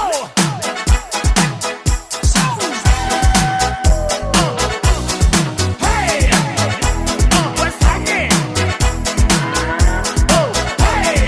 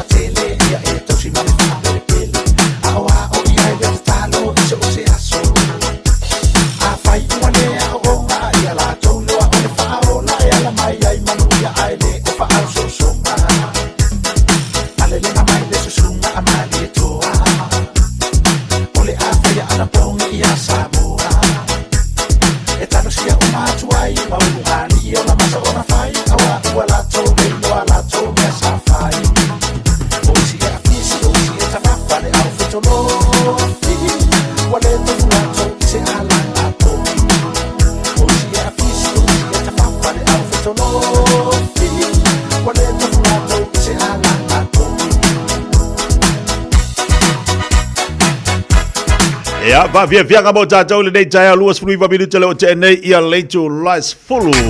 Pene fa fonga mai ai disi now tatu tali vai fanua. Le toi fa sala wino le tau tupa nanga ale afionga e seudi malau tatu tala oto melo tupu. Awari ngali atu le unanga tau tual tatu e vedi pena tau tua mai ai le sunga le atu vai meni. Te do la tu la e o lau fai ona fatawina. Ai ata pupu nai tatu tala mali e fa no file mu wai le yaso lulu. Ile malulu o le tau. Kapalo ati riso tatu aveta vale ba futo bodunga le tele. Fai mali lo sa. Au le so ona fa anu lo ta vale. Tau tua na ma o le saunga le mu tau ona yai tanto. Kapalo ati nei li malo le malo. La tolo nga pati tu nga duenga wa le saunga le mu tatu wan tu. Na security o lo nga lu due so se fale o loa. Pa malo atu matala. Tau tua nā matatou vaenga te tau ona tatu te tilo matatu wawai nei whana waonga o le telo taimi tate wawai atua i rungo penga te whailangi wa ili tamaititi ua misi wa ili tamaititi ua leiloa lona winga a misi le tamaititi mai tu tono whale a onga ai fisiri mafafopo le mafuanga vai te tau o na alu matua i mamoli le leilo na alu i o le whaleaonga lua e te tau o na alu le matua e piki mai le tamaititi le whaleaonga se i vanga nala ua alu ai whapea ni te watuwaina piki le tamaititi o na alu le tamaititi i alu i sana wo ia ai te tau fo i ona iei fiuta nga ina pe a whapea tu waina piki le tamaititi a tu waila na piki le walo te tau ona i tala noa le whaiaonga whaamole mole ta ofisi au tamai i ona u te tuai mai ai loa te tuai le whaiaonga piki le walo na whailo sisi whainga whai sisi awala e te iloa ina ia sefe ai o e sefe le tamaititi tate tilo ma le whaanono i lunga o penga te whailangi e alu a whai mai ia wa misi ai mai sai nei me o whanau wa misi le tamaititi wa alu ua le iloa atu le tamaititi o isi a baenga taun tatu matala iai tatu whanau fo i tele no atu ta whawhau i lunga le awala o wane tu la fo ina whanau e whasa o loto latou e ta whawhau i lunga le ale tele e moni au na idu mo o le awala ia manatua la e loka le whaitoa na e alua leo o ia e whai au fi au tutono lo whale malou le manatu natu ia o la haita whao le tamaititi latou e lisi tamaititi alo atu ata whao le awala matsa wale atua alu atua ia i te rei lua le sau resi tangata piki o mea whapena ua i tatu whatamalai ia tatou amana ia ina ma tatou whaataua ina le telo vaenga ua i tatou le ano se i tu load whaafonga le tatou watunu lai whapea au yo lai ta whaafao le tamaititi ai le loa le hai e te tau na tatou matalai matua tele fo taimi vala au mali to tele tatou watunu whaamole mole se i whaasalalau atua si au tamana alu e sa vali e le i o mai laba ioe se i whaasalalau atua si au tina na alu sa vali e le i sa ua e le i fo i mai o isi a vaenga te tau ona tatou loa mo tatou ia e tau sia tatou matua matutua tau tua nā matatou e moni e eilisi matua e fia sa vali ana ia e ia le taimi e whamalita ma e so wala ke la ala aku ile o koe sa wai e te tau ona alu i marisi tangata o e sa vali malto ina malo matua e lo de alu to ina malo matua sa vali ala ufai mai tatou ia alu nga sa wai la ia lea ale la ufa kariak le te tau ona alu i mata ua le tama po le teine sa vali e wai alu ngalo le meto e fo i mai ai ia na whaapea, oi, ngā oa sa wawali a lea le i fo i mai a. Tu ure au ngata se i tu loua. Wai alanga le alu ta ue whaasa wali to ina malo matua. O ova le lapoa, sau male au ngata. Alai maa losi to ina malo matua. Pau ale bae ngau te iloa te ua wale fo i atu. Ua misi, wale iloa le awala to i fo i atu wai. Ai nai maa nai au sa wawali si to ina masino matua. Ai te tau na follow i mata ua le maa losi. Nai tu alalo mo tato le nei tai au mo le tato pokalame. Le fu wa saude malulu la tau tua nana i whanau o ni tu isi ta mai ti alo fa pe mai wale iloa ai wale iloa si aka kam ia nga le iloa le aso aku nga ile mautonu ma ile no fu le tal tal wal fa tamala tatou le vaianga na tu ala to pel pa kala mo tatou ina ua to iluas fu 1 minute o le talo le tu la se football tasi mai fa ringa nei ta pe mai le ola una mal tua ale fionga ngal mana vai fa lo naseri Talofa Samoa, o Ateshna Ryan, o le Licensed Immigration Advisor mo le Auckland South Immigration Consultants. E visosoani mo so se tu ai ngā visa e malanga mai e New Zealand po Australia. Telefoni mai nei loa i le o valu o tasi o no valu wha fitulua. Po le olua tasi o no valu fitulua tolu o. Hey, don't be that guy, or that auntie, ignoring a sore throat. This isn't just some drinks and lemon tea in your sweet situation. Untreated sore throats can lead to rheumatic fever. Nobody wants that for their family, eh? Go get your Pepe's sore throats checked at your GP, school nurse, or pharmacy. It's quick, easy, and most importantly, free.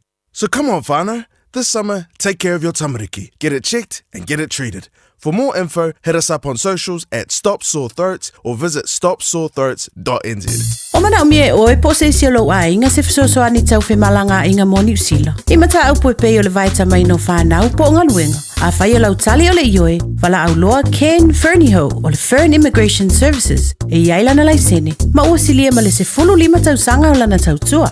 E toa tele tangata o Fesoasoani iai Ken, I mata upu tau whi malanga inga. E au fia ai mata upu na o atu le tribunal, pa apili le minister. Tanga iane i le mata o Facebook, ma le upenga te whailangi I moli mau. Mo nisi whamtalanga, wala au mai le Fern Immigration Services, matala noa yalu isa, I le oiva, lua ono lua, tolu lua lima tolu, lua ono lua, tolu lua lima tolu, po le o lua tasi, tasi lima tasi, o lima. Oceania Career Academy, Sauni! Kako hoi, kaule kaua! He whai ana whai! Wāte lumangai maguia! A whaia sa ili sela asanga fau moe, a waloe te no whai. O le OCA e au tawina ai oe I mtata esese. Maua visenga fau fale, vali fale, palasa, male soifua maloloina. O le nei avanoa e anga wa ai tangata no whamau masiti seni New Zealand o loo halala I au kilani.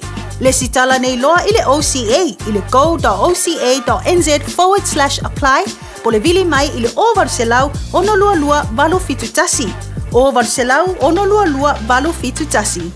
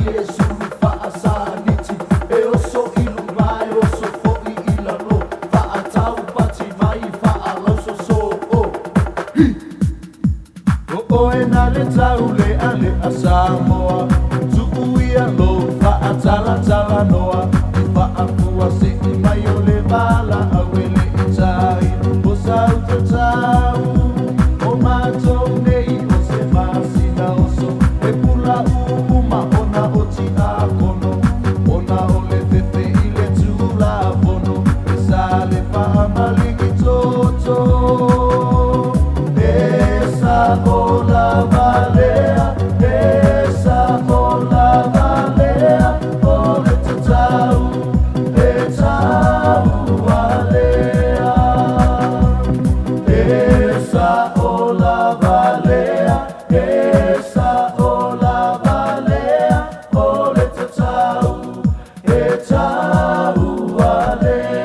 Ai lo te luas for minute on ta leo lei tu lai se for maljasi te jobra udanga mansan el Pacifica Family Health Group mo tanto be on fa ilo atu le telo taimi ya ba telo fo va ya so le udanga mal tu le fe ngan man mana vai fangalo na seri e tu tu ina tanto wa tu be la va fa ilo atu o le wa tele mai la va malu lo ai te tau lava na fa ya tatu toi o isi fa manatu ta pena ye le udanga mal tu ale Pacifica Family Health Group fa pe fo ima le tu ya misela te le loa po le a se fa inga oni tanga to o le wa ma o le misela pa wa le tala o le na o ye misela to ne tato a to no te o mo mai se tala le tato wa fo mai mo tato nei ta ya fa talo fa tu nga fa lo ngal mal ma lo se fo mo le nei ta ya fo yo fa talo fa fo ila tunga se ti nei ta ya fo ya fa malo lava nga due fa malo po te watai il naitu o tato nga dwenga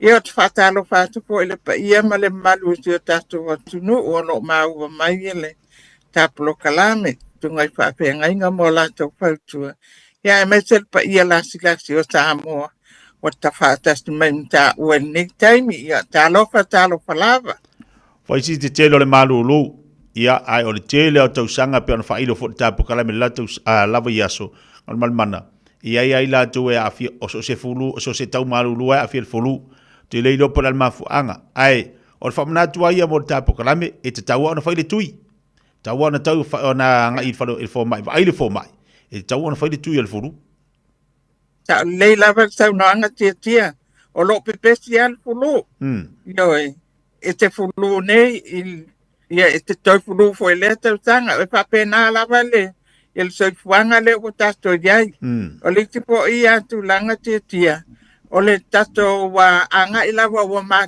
tu o tasto tau sanga ia fa pena fo i ona ma wa ngo pia la va tasto i fa ma i o fulu ile te tanga ma le te tanga ona o e sau la va te tanga ia ma sui fo ele ma le si anga o le siama o lo makua ai le fulu i le tanga le tanga o le ala na o lo o tawana wai pe ia ma fa manatu watu ai pe le pa ia ma le malo tata watu no a to pa ponga mai tasi lava la wala pui mai ai o i lo mai tinga ina le fulu o le fai o lo pui ai mai se lava i la to o lo mau ai mai tu mau la to o lo o inu fala avia se uma po fala au to mawalunga fala au le ngongo fala au so se mai lava ya mai suka matulanga mo fa pena o tobia e mafai ona fai a fua to pui o fulu ya ele ngata la o le lava ye le tanga fa tapula mai ye a papia e 5 ona 5 nga ilunga ya pe yaini mai tu mau pele ai e fai a fua a ina tau mai la loane o na tau sanga ale ai se mai tu mau e tongi a lau tu yor fulu a o tatou ya tatou au nanga li fai ya e tasti lava lo wanga i mai tasti lava ti lo to tau fua o oe ya o le wa mata ona e anga i pe anga i le mai ngongo ya po amatomata ya le mai suka ya matulanga fa pena pe a fai e mafa este guatelelo mafa y matulanga papena ole tablava on tato a paitete un tato puipuia y tato a tangata ina ia maua pe tato le ola malolo ina ile neiva i ole tau malulu mantua ole tau nei tolu masina fa masina ole ata wiwi tato male tau malulu ya fato a o toi foi la ia le tau ma kon pana al taimi nei o lo fe alwa ia lava ia siama o le fulu fa pe siama o le covid ia le fo tato fa fonga o le fo ia le fa ma i o misela o le o mai tanga mai fafo o la tau no anga i Vietnam, Thailand, ia mai na leo mai la tau mai ia le siama o misela ya fa pena mai la to mai Australia o le fa te tenga lava ya wana pipis tele ya ma afia ni so tato tangata e sa ya le fam talanga ele o maua ato atoa pe to fia i latou ua maua matauia i le whaamai o le misela. A iai latou na o atu e whaia latou siaki o i latou sa iai no fuanga ia na whealua iai ia le tangata lea na whealua i mal siama le misela o lea whaftai atua i o tato tangata a whai na e vili mai ma e tino mai o oe sa e i lin mo li le taimi lea ma le taimi lea sa iai le tangata lea whealua iai le kemis nai Eileen Moore, ia whapea foi ia le Woolworth le i Kelston, i taimi ia whaftai le tau mataala, whaftai foi le tau lango mai. Ia o i la tau la na sa mai a foi ia, ma whai a foi la tau suenga.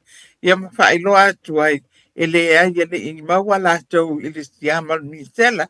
Ai ui lava i lea, e tau lava ona whai a foi a tātou tui pui o le Pama il misela la tau o mai lalo le full vansa tanga e fai a fua tui pui il misela pa pe fo yo tato tanga tama tua ona wale to ai se fata pula o le albo stiama la tau ala to ata watu ya oe a fai la vele pui ya oe ya o pia fo stiama no fo ya oe ya mama wai lava oi mai o le fautuanga va ai tato fal mai wa ai wei mau tinga le numero 5 Waimahia Road ya na ia tato fal mai o anga ia tato wa la tau fo e vai fai mata na i luma le ofisa e fa tonu wai ya to pui ya fulu ya po le a mi stela fo e po tui el covid ya fa pe fo i tato fal mai Penmure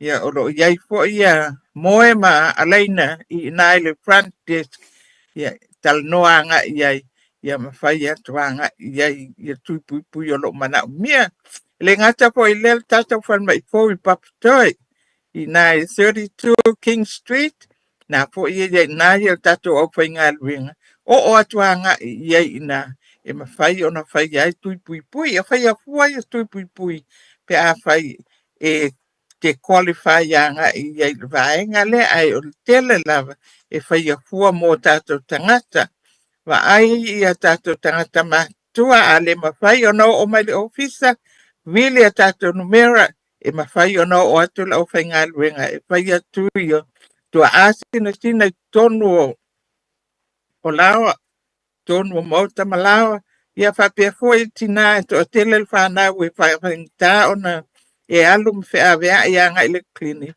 e fa pena ona mawala o nanga e o atuaile au faitui i tono lo mauta e fa tau nu ina ia vaenga o mai o le mea stili o le fa tau nu o tui o le mea stili lava na mata tu fia nga ia po fea lava le mama o le mea ten alala ai ia o atu e fa tau nu tui Matua o lo o iai tamaiti i la loane o lua tautanga a fai ele a toa uma pe le whaatau no uina uma tui o i la tau o le whanau e la loane o lua tautanga i a whaaso tai mai fo le ngata i tui o le fulu ma tui i umania a wai iai lava tui pui o le whanau ua whaava senga ina e mai te lava tui o misela tauna ave tulua mātina ma tulima mātina e tauan whaatau nuina o lea tātou mātaala tātou awa tātou te nofuai.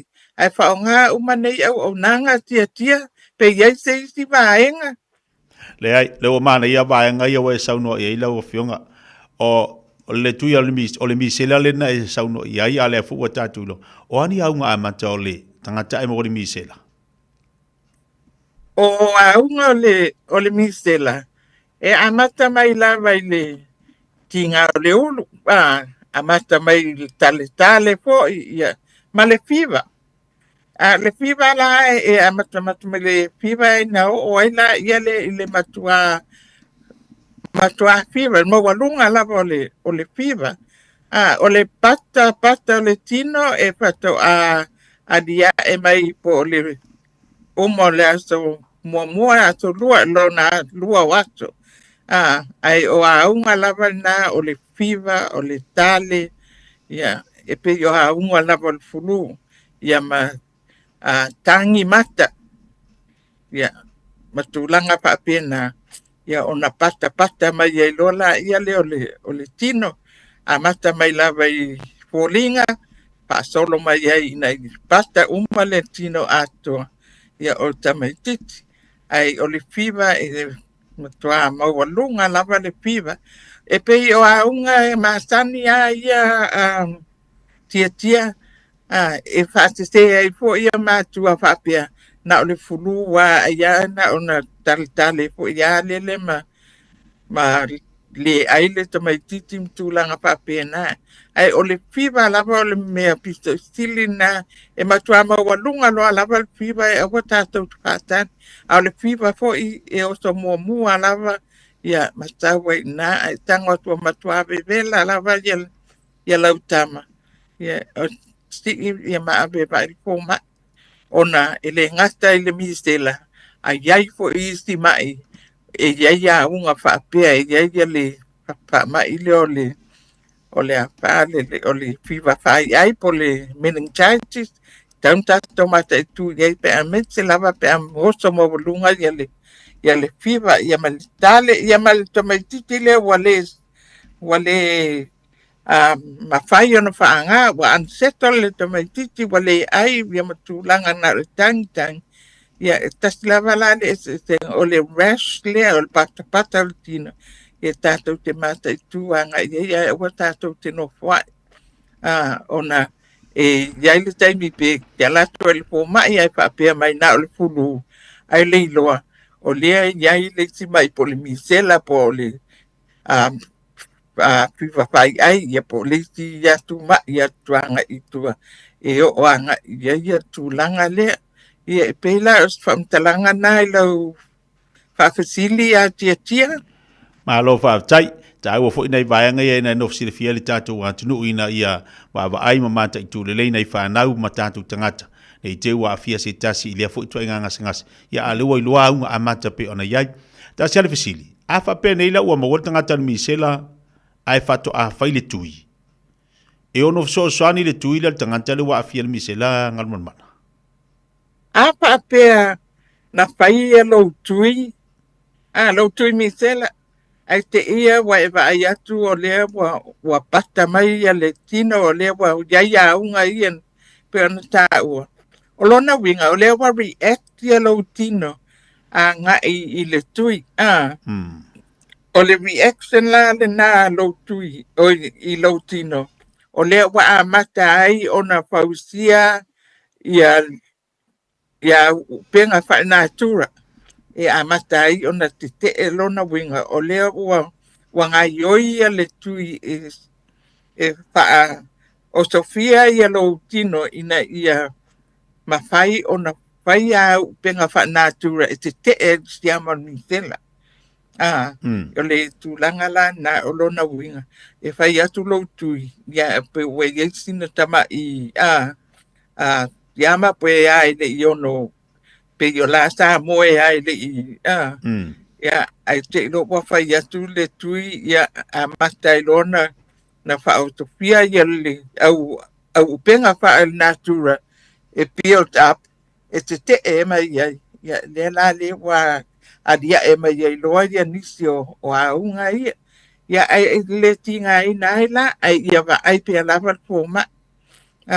e pe ia tasi aunga tasi vaenga e fai mai ia tatangata e le ai le toi fai so tu ia fulu le toi fai so tu le anang na o mai tinga ina lava lo tu ia lata sanga pe tulanga fa pena ai e tusa o le na wanga yoi lo tino e fa au Sofia ai le fausia o au penga fa natura e te atu le siama fa pitoa le ma kuai al fulu o le mea na le ya laina o reaction na tato mantua e se ma tato ya ma tato reaction tanga ia toinga tui o leisi fa tual tui ala ma los ele ma fa yanga yoi lava ya me to tia fa natura e faustia ia upenga ina ia mafai on te e mai i fa ma ile a o leisti na on tu watu lava ole vai la au la titi lea a mata loa o na ngai yoi mai lo tino e faustia upenga fa natura ai ole nga luenga la le na e mafuai ona adia e mai ia le niva viva ia matulanga na ai at the end o lea wa build up ai alo immunity e pe yol fa malamalanga na o lea wa matai ona faustia ma fa tupula ia upenga fa natura e te atuai listiama o lea wa ulfia tono lo tino pe amawa oi pe fa pe o lo tupu yol fulu o lo tupu yol mistela e po lo tupu yol covid o me umale na e faustia ai ma pio tapai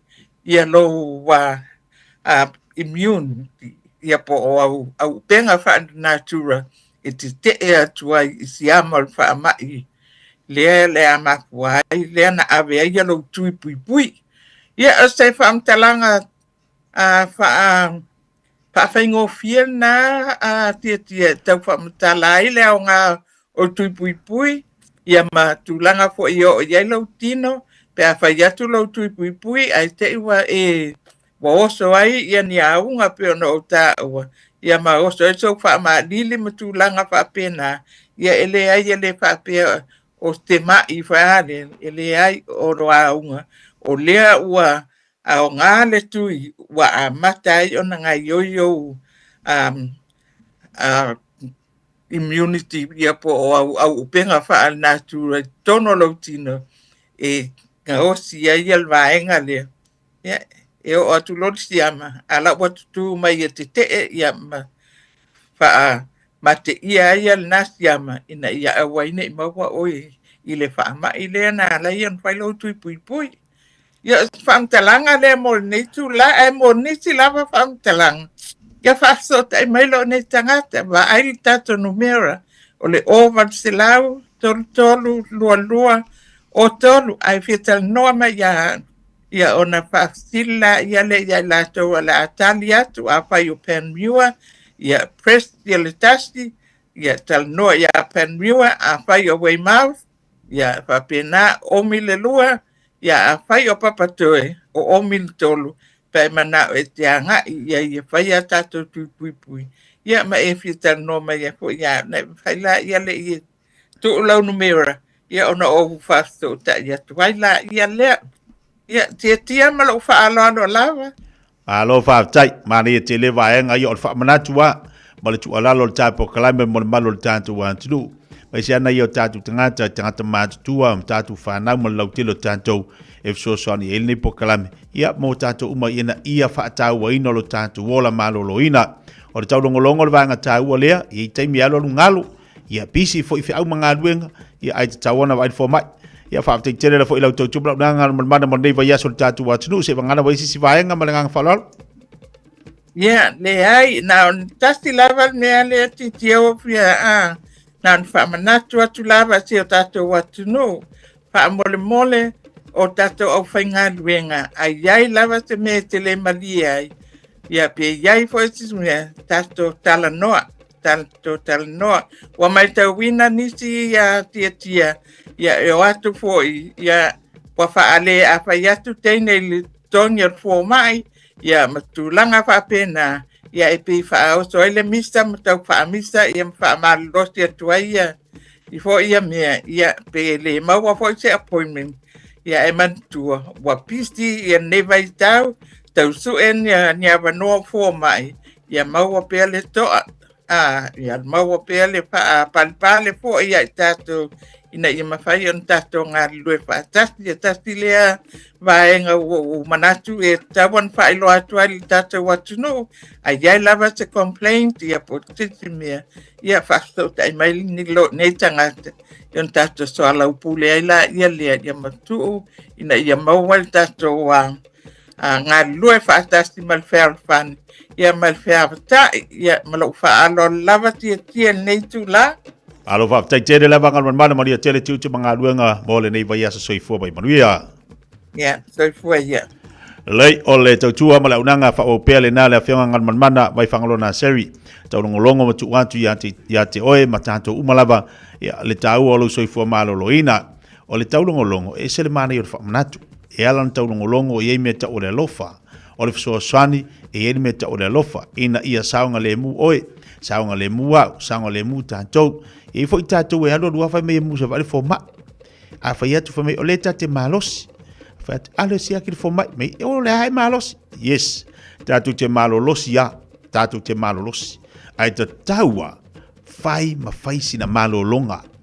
Fai ma fai sina malo longa le tino. Fai malo lo le ma fau fau. Fai malo lo ia. Mai mea uma o le nai te ma fau fau iai.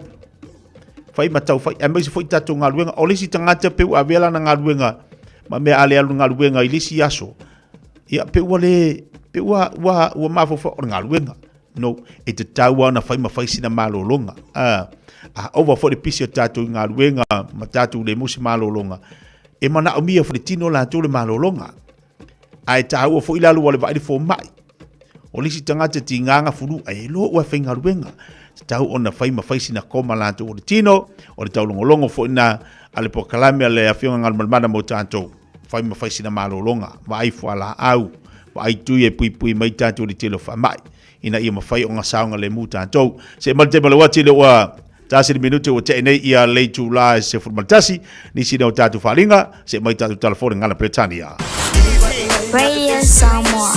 Taslima Ivatolu. Ama. Radio Samoa. Taslima Ivatolu. Amo. Radio Samoa. Taslima Ivatolu. Amo.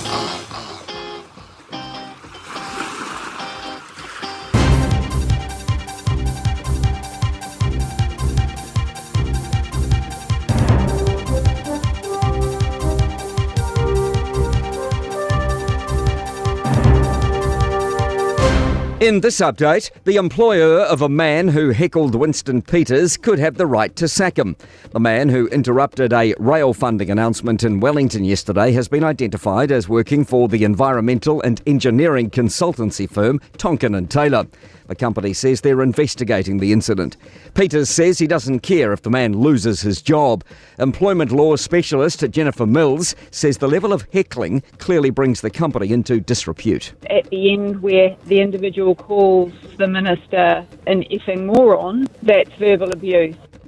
A 57-year-old man's been jailed for photographing and filming young women in their Christchurch student flats. Moana Takawa was arrested last year after a police investigation into complaints from women in the Riccarton area, where many Canterbury University students live. Jamie Cunningham reports. Open Justice reports police located 2 cell phones and discovered more than 8,000 photos and 8 videos of 5 victims. In 2017, Tikawa was sentenced for similar crimes in Auckland, where he was dubbed the Grey Lynn Peeping Tom. Judge Michael Crosby says the recent offending would have been a huge shock for the victims. Tikawa was sentenced to 3.5 years in prison. Security is reportedly being bolstered around Christchurch Hospital's birthing unit after what a source says was a very violent assault on a staff member.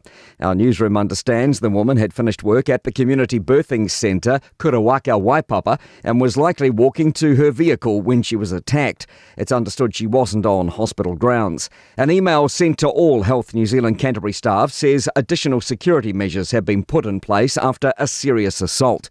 It says the extra measures will provide an extra layer of protection, particularly during the hours of darkness. Donald Trump has revealed plans for his Golden Dome missile defence shield, which will span the whole of America, with the president claiming it will be finished by the end of his term in about 3 years. That's news. In sport, Manchester City football captain Kevin De Bruyne has farewelled home fans after boosting the club's Champions League qualification chances.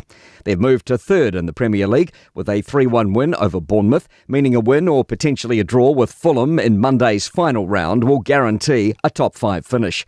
De Bruyne has addressed fans post-match before his departure. It's been a bit of a tough year for us, but I think this team deserves all the support from you guys. I know they're pushing really hard, and this team will be back next year fighting for all the titles. Rajasthan has won the duel to avoid last against Chennai in T20 cricket's Indian Premier League. They've chased 188 to win by 6 wickets with 17 balls to spare in Delhi.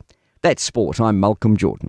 Talofa Samoa, o Ateshna Ryan, o le Licensed Immigration Advisor mo le Auckland South Immigration Consultants. E visosoani mo so se tuai ngā visa e malanga mai e New Zealand po Australia. Telefoni mai nei loa i le o valu o tasi o no valu wha fitulua. Po le olua tasi o no valu fitulua tolu o.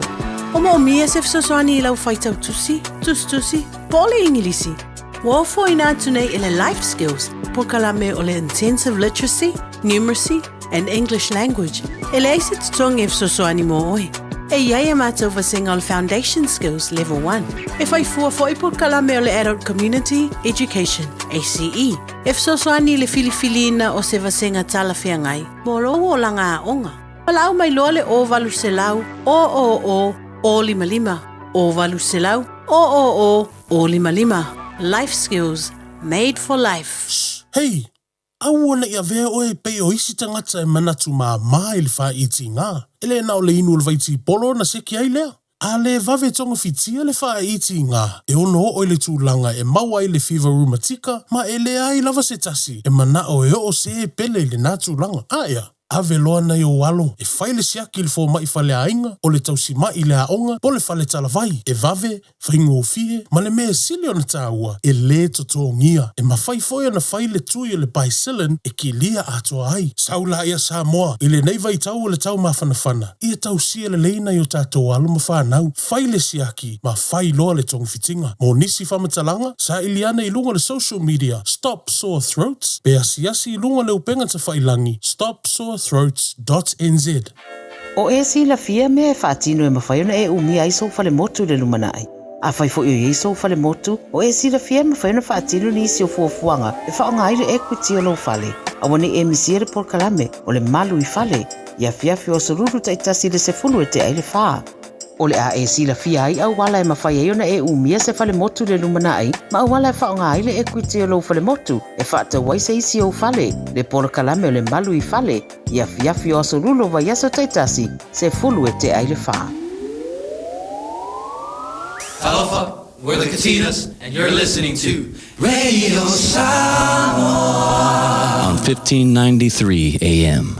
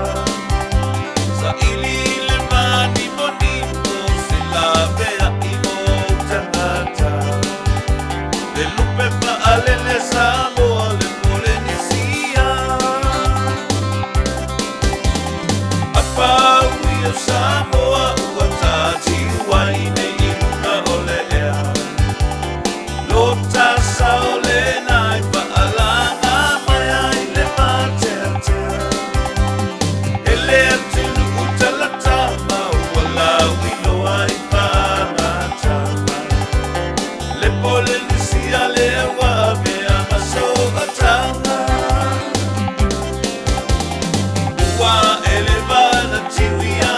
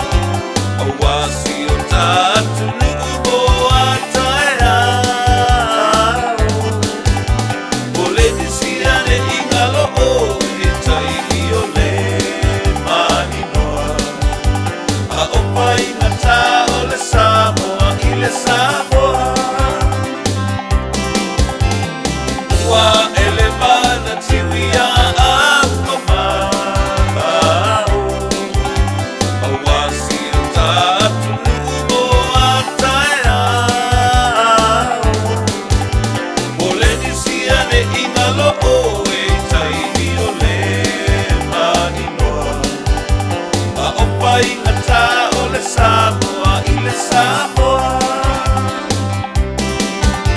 A o pai ata o le Samoa I le Samoa. Dole, se saungi le umu, le verkai au. Ka penga lo le umu e mua mua lulu lango lango I ku e whae au a le pusa. Se ka amu e fisi fofo e mangi whahi walu mangi kalo walu ange mangi popo. Pei ai ni ulu sa ongi e pusa le umu pea umanga mai a onga ka penga penga. Aho wha kali kali sa ongi le palu sa mi lau whage lai na langi nge ingar se angi angi. Vai lau popo ia lava malololo vai le masi mange I ovalo lima. Vai I o kalange po ia I le sasa e ao loa ma le umu ma whaapulo. Vai ni lau niu na rangi ako se polu a whai wai ai fu e le sua vai. Le whai whea ue mua mua le makai malanga sua le ai ngā lau ke le ko mai le pese mali e pule. Ka penga lo le umu e mua mua lulu lango lango I ku e whae aua le pusa. Se ka amu e fisi fofo e mangi whae walu mangi kalo walu ange mangi fofo. Pei angi ulu sau ni e pusa le umu pea umu mai aonga ka penga penga. Ao whakali kali sau ni e paru sa mi lau whae le na langi nge inga se angi angi.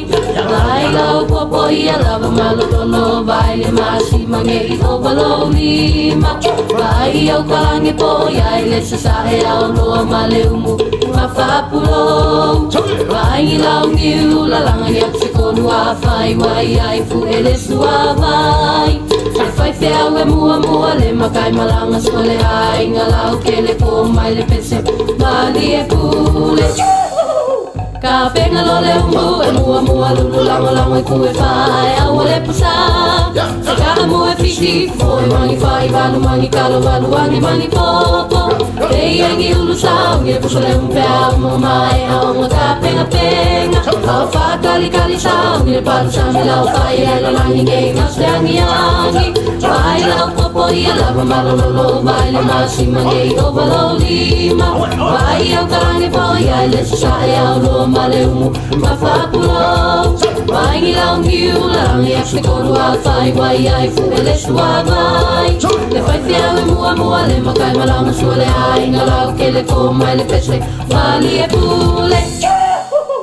Wa ye nei le la lao le Bluebird Lumber and Hardware I Mangele. A wa whātau molo a inga I Samoa. E mawhaiona whai umai oka o loa whauwhale. Pusa aisa o ngā umu TV moenga. Se tino fua ma le telo o loa ese ese. O whātau umai mawhaiona tatongi le tātou ofisa I Mangele. Ai piki I whale o loa o le Bluebird I a pia vai tele po sa le longa. Walau loa le olua tasi 5 tolu tolu whawha. Olua tasi 5 tolu tolu whawha. Pe I meli le info@tlmarketing.co.nz Moni si whamtalanga. O e si la fia me e whaatino e mawhaiona e umi ai so fale motu le lumanai. A whai fo i so fale motu, o e si la fia mawhaiona whaatino ni isi o fuafuanga e whaongaire equity o lo fale. A wani e misiere por kalame o le malu I fale. Ia fiafi o soruru taitasi le se fulu e te aile whaa. O le a e si la fia ai au wala e mawhaiona e umia se fale motu le lumanai, ma au wala e whaongaire equity o lo fale motu e whaatawai se isi o fale. Le por kalame o le malu I fale. Ia fiafi o sorulu vai aso taitasi se fulu e te aile whaa. Oceania Career Academy, Sauni! Kako oi, kaule kaua! He whai ama whai! Wāste lumangai maguia! A whaia sa ili se la asanga fau moe, a waloa te no whai. O le OCA e au tawina ai o e imtata e sese. Maua visenga fau fale, vali fale, palasa, male soifua maloloina. O le nei avanoa e anga wa ai tangata no fo mau masiti seni New Zealand o loo halala I au kilani. Le sitala nei loa I le OCA, I le go.oca.nz/apply, po le vili mai I le o varselau ono lua lua valo fitu tasi. O varselau ono lua lua valo fitu tasi. Talofa o waleni o se electrical inspector Samoa tolsu lima tausaga tautua ma o resta leina fo'i mo le waina o lo mota falsa ma fatafaigaluega fa'apeli peina o vaivela ma o gaumu falau mai lo waleni o le amos electrical i le olua fitu lua ona tolu ona fitu ona lua olua fitu lua ona tolu ona fitu ona lua.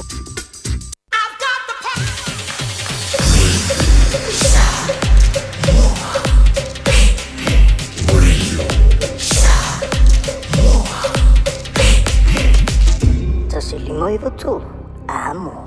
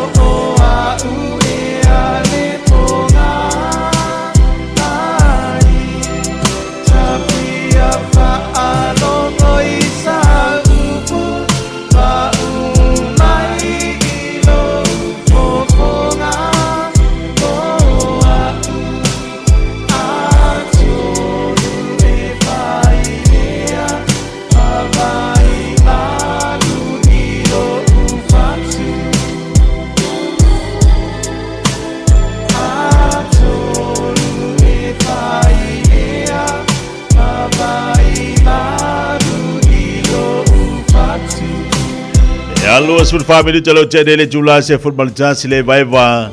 Fa fia ngai fa no file mo i fo ile nei tai ao. Pisol tatu wa tunu tiu te mangalu nga masani.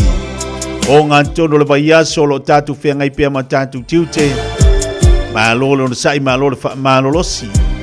Te fa ma lolo atu tapo inga maua nei tatu tamam tina ma tu mo to malawa. Ya malolo fo le tatu wa tunu lelo ma ma le tatu tautua ma le tatu o nanga pe ona ile tautua le sifonga le radio samo se football limba tolo amo le nei tai ao la solulu. Patalovati disi deo ila tolo mafuta mai. Patalovati le nga uptumuri malo se fumanuia mai Brisbane au Italia.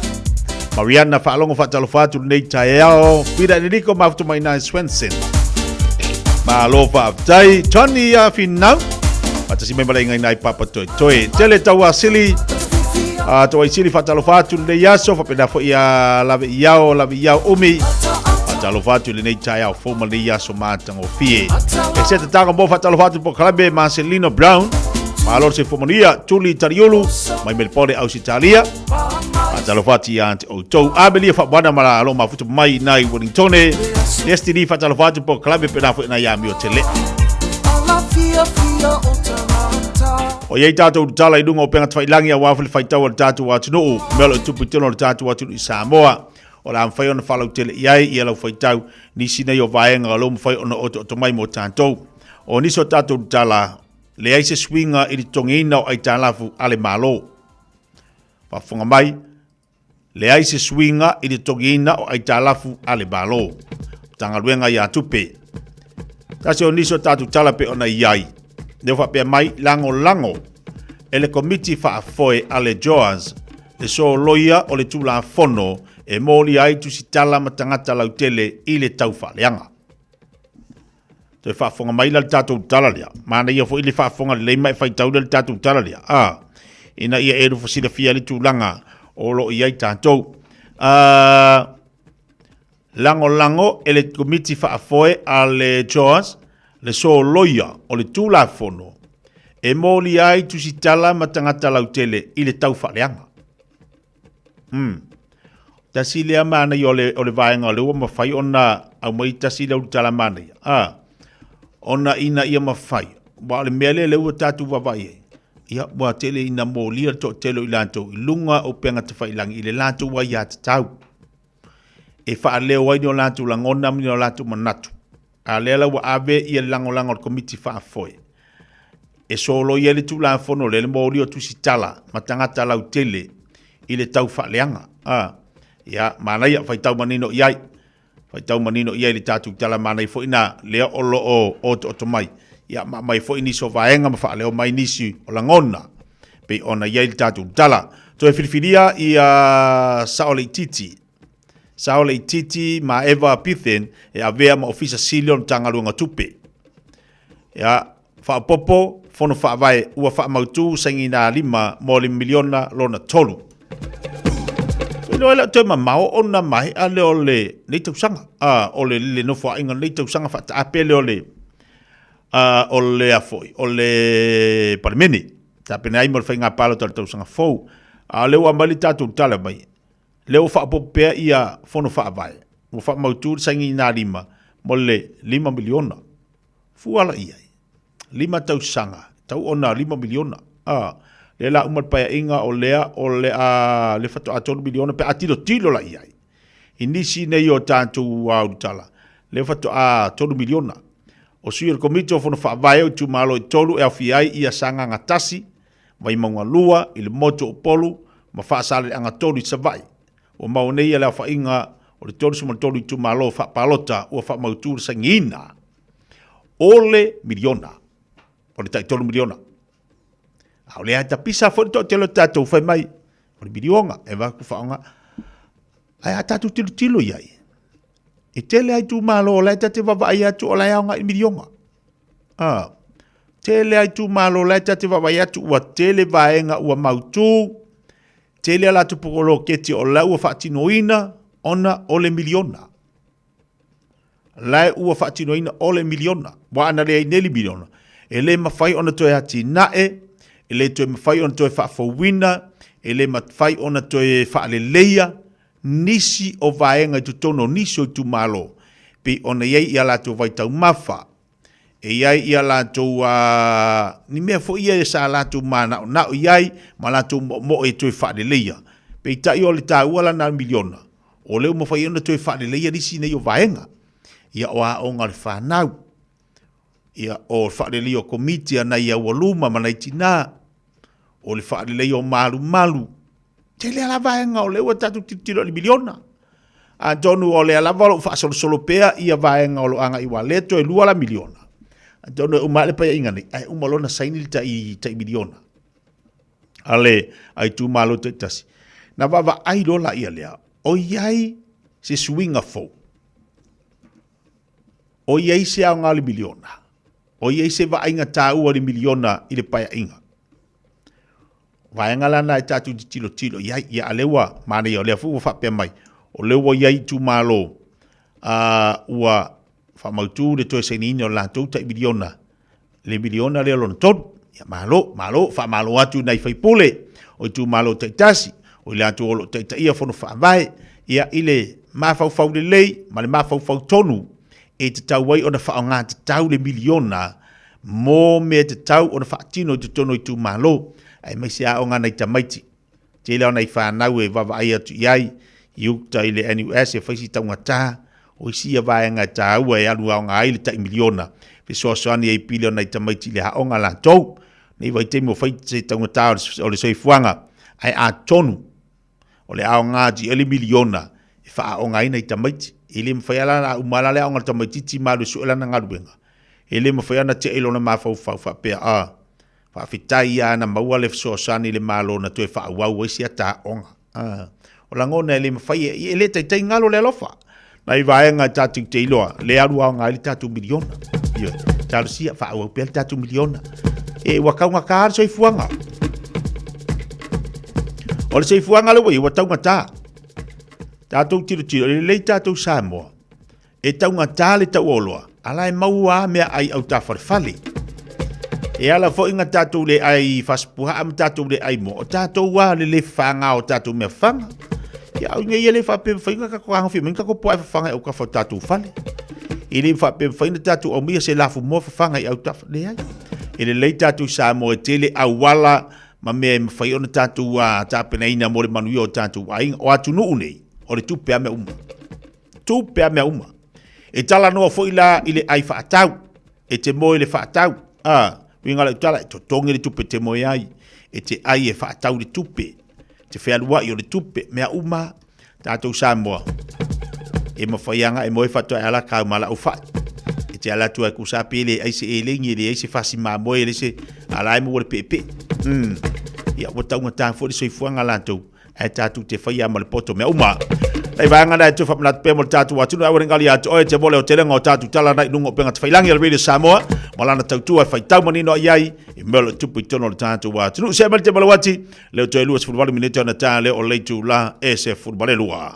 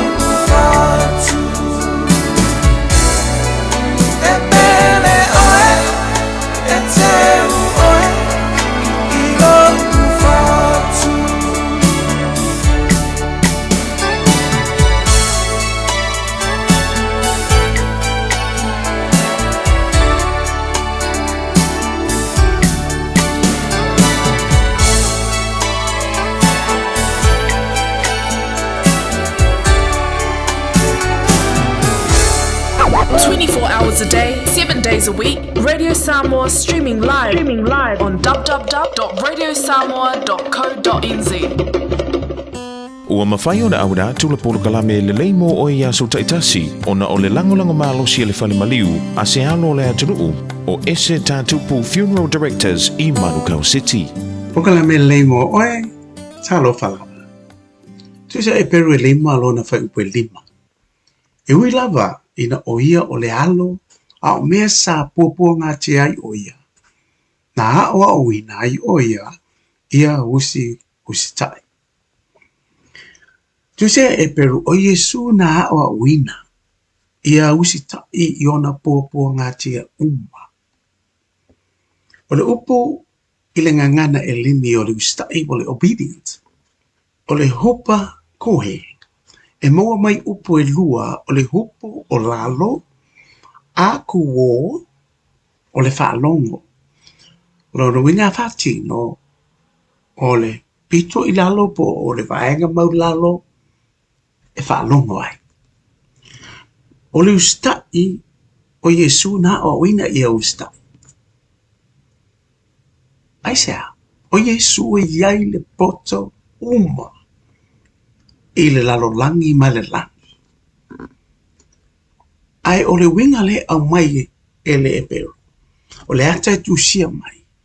Ona o le ngaluenga ma le anganga ma le mawhawhau ke riso.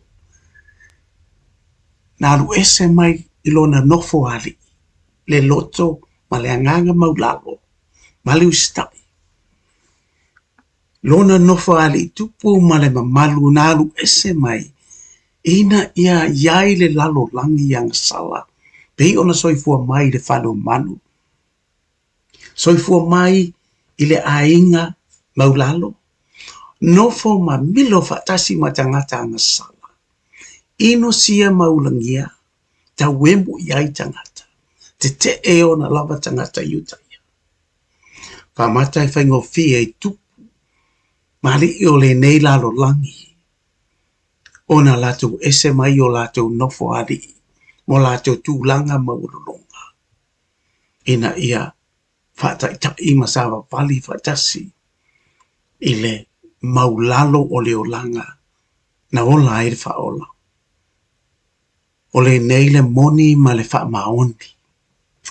O le usta i o Yesu ke riso i ona pua ngātia uma. Pai lofa i ato oe. Ma ina ia wha a toa ina ai ma a be Yesu ma tupunga o le whaoltanga. O le ola e whaavau a mene Yesu. Ia usta i loa tatou. Usi ta i a Yesu. O a manatua. Ele lei kuma oe.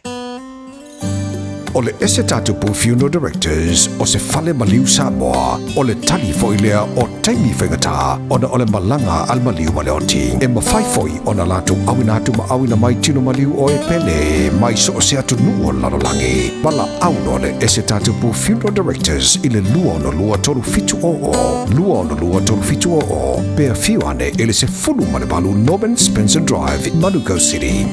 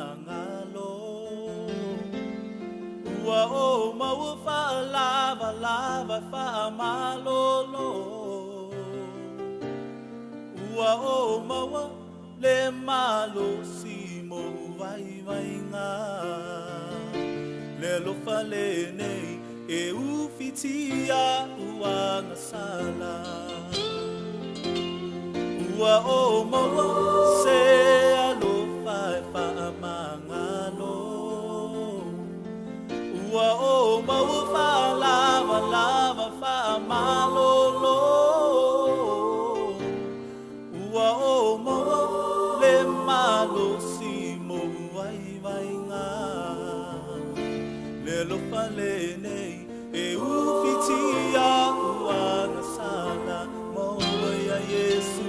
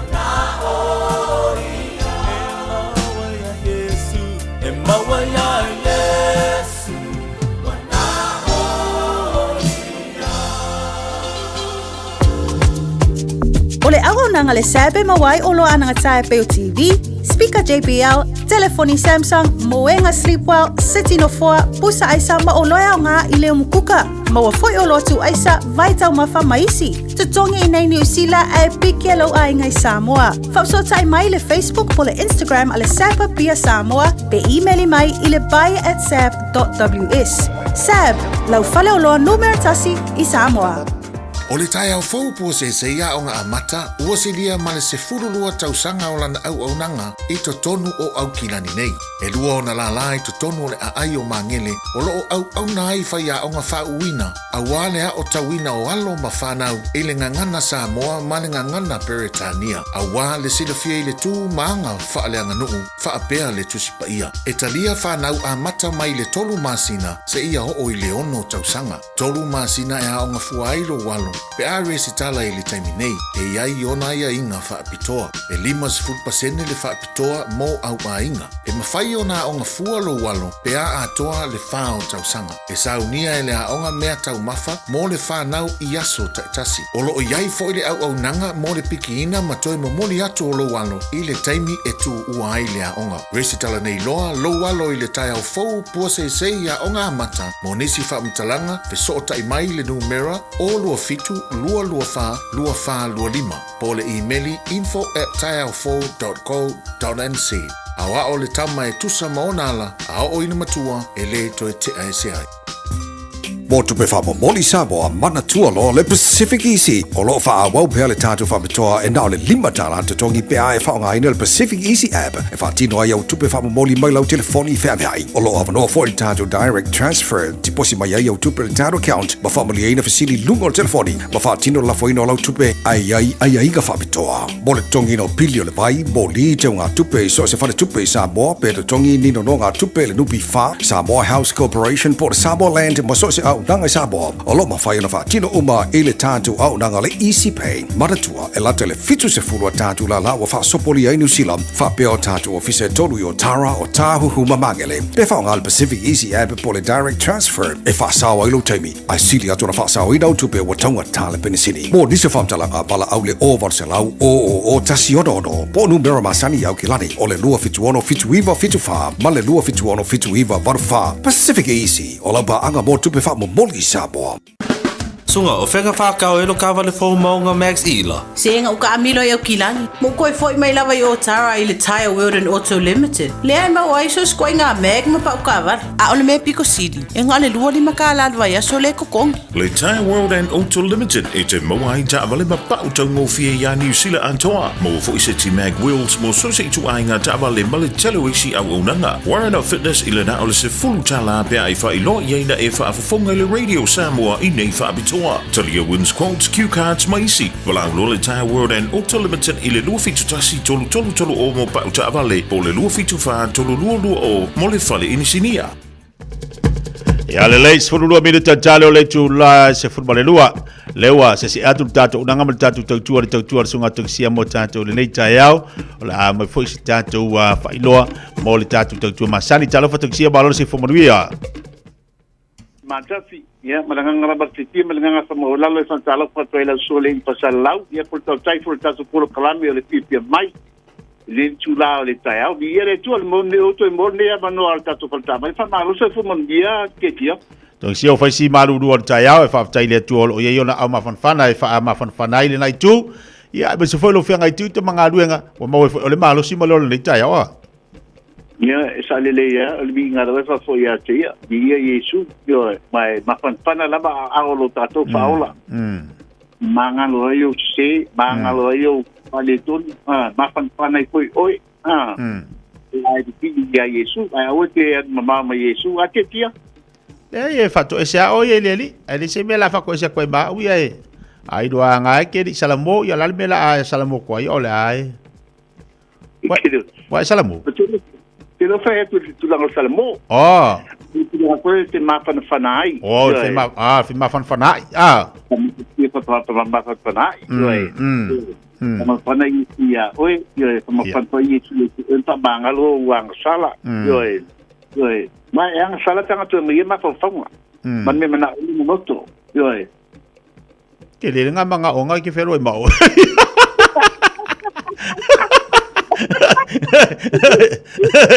Oke, dia nganga salah.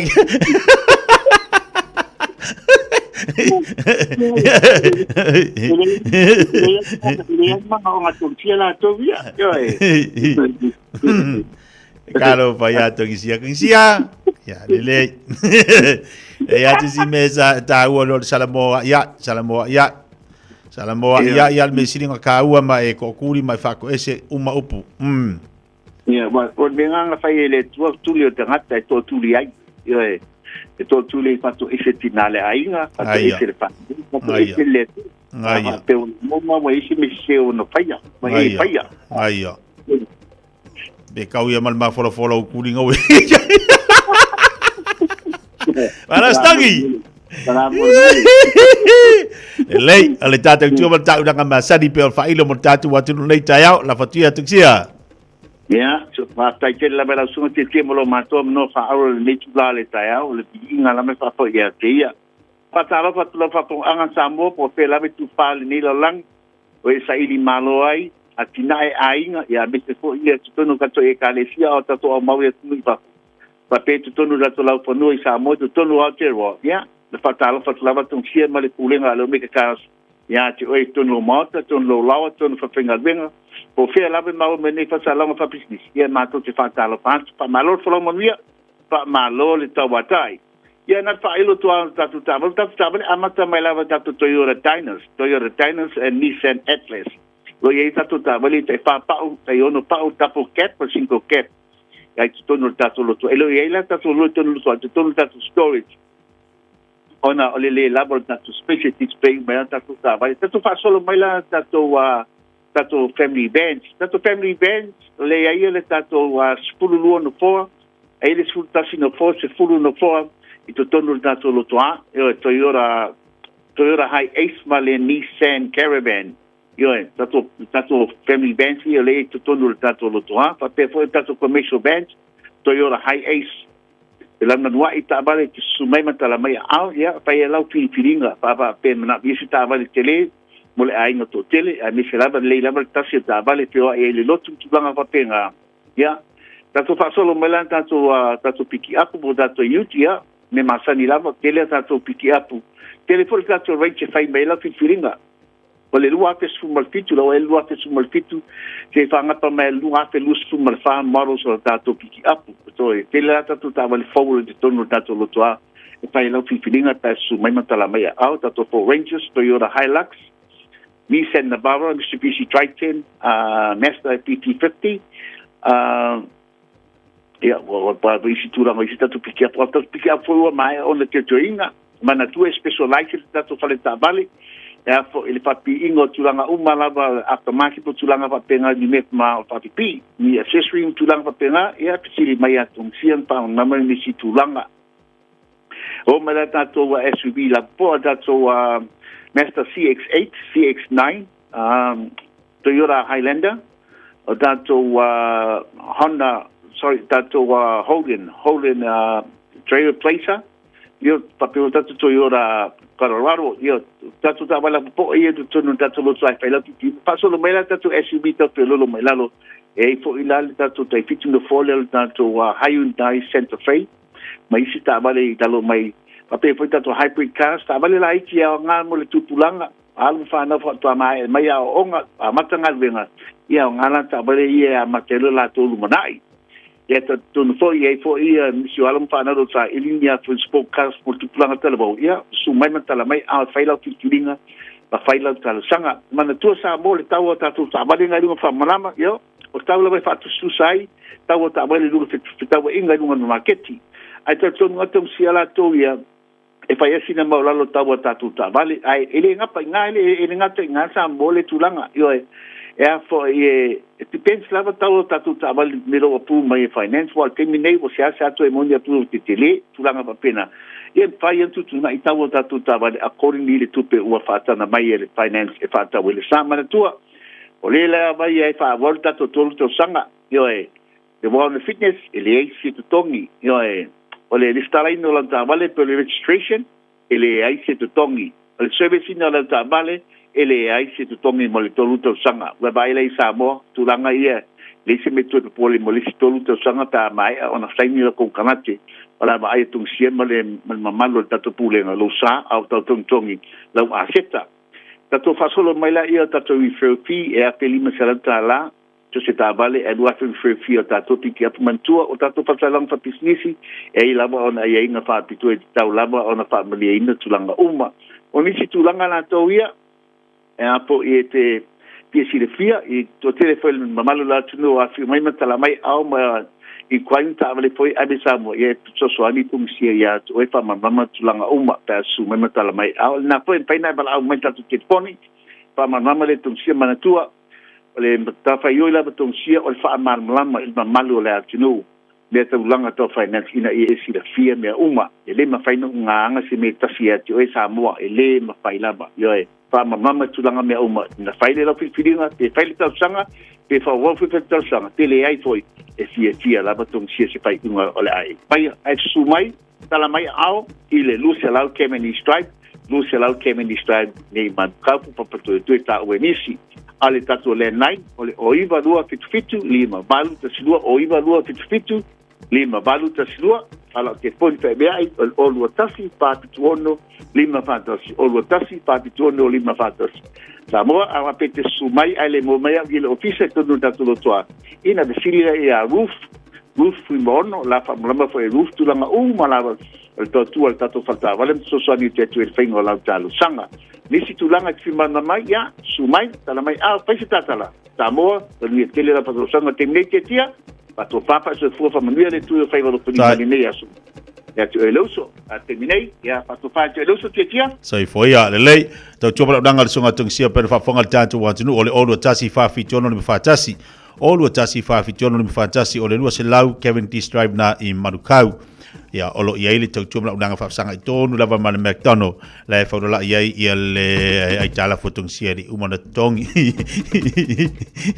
la ri umang kongi la ikal pertama lo ya le te belo wa tolu minute challenge tulas malua tali tulas malua ona tu fa salawina foi leo tatu tala mai Samoa wal fa funga mai le tatu wan tu afa pena misi ant oe ya tatu tala le tali tu la balu tana le la wala te pole ola am foi na tu fa funga e pa tali tulas fu malua le nei ya misi foi ya tu oe le fu malua tu fa funga mai tali tu la fitu le afia na nei o le tautu le na mala unanga le Samoa e tau fai longo pu le tatu wa tu mo foi nei fa mar au mo oe ale nei tatu fa fianga po musika so filoi nei lu tau mo tatu u malava ala fianga pa ele tua mai se nei fa mar au ya to ya fianga you tu te manga luenga e lu tau nei pe mo fa mar au yo tatu tangata au tatu fianga yo tatu faiva mo tatu tiute le ua o mate fa mtale se temi se tau ma sa unanga tia mo fa mo ele tatu tu filoi ya so ta yao ile lo foi maleanga le lei o tatu matai si langi maria ia fianga yo tatu atu tiute ma faiva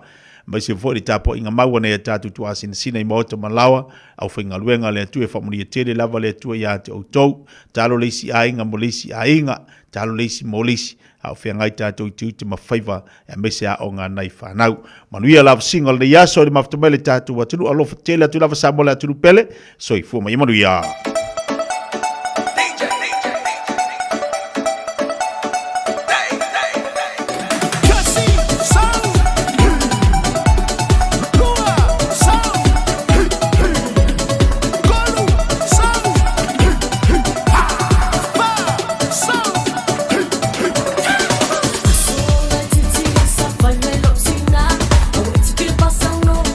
Vai o seu sama, entendeu a uma sua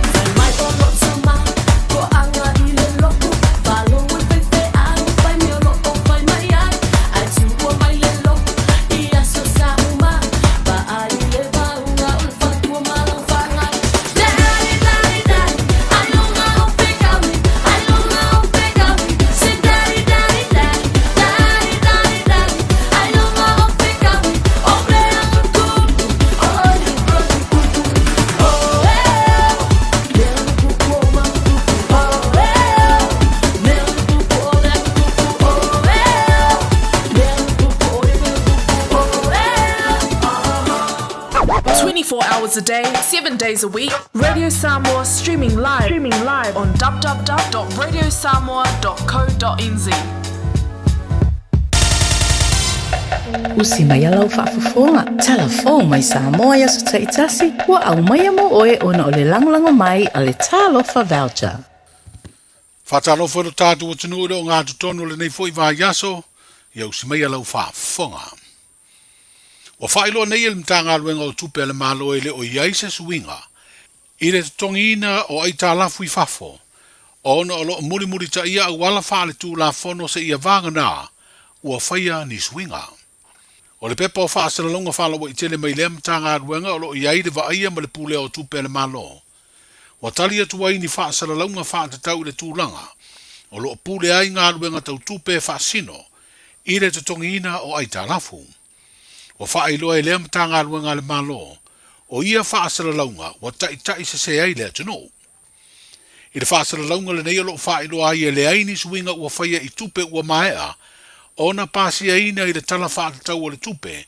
Mo le tongina o ai tālafu, mo le tausanga wha le tupe lua o lua wha. I le lua o lua lima, leo lo whanga solo. E wha pena fo i tausanga wha le tupe ua tuanai. Se ia vanga na ai le teimi na whaatino ai marianga. I lalo le Debt Servicing Suspension Initiative, i le vai teimi o le wha mai o le COVID-19 fulu maleiva. Na a waisa moa i le neipor kalame wha maa avenga, a le ti luas fulu moa tunu unono, lea na mawhai eo na wha i titia tupe tutongi o ai talafu, mo tau sanga wha le tupe lua o le lua tasi, ma le lua tasi i le lua lua, e au fiai no ngā tupe mai le EEC ma le IDA, le whale tupe le eximi saina, ma le jaiga.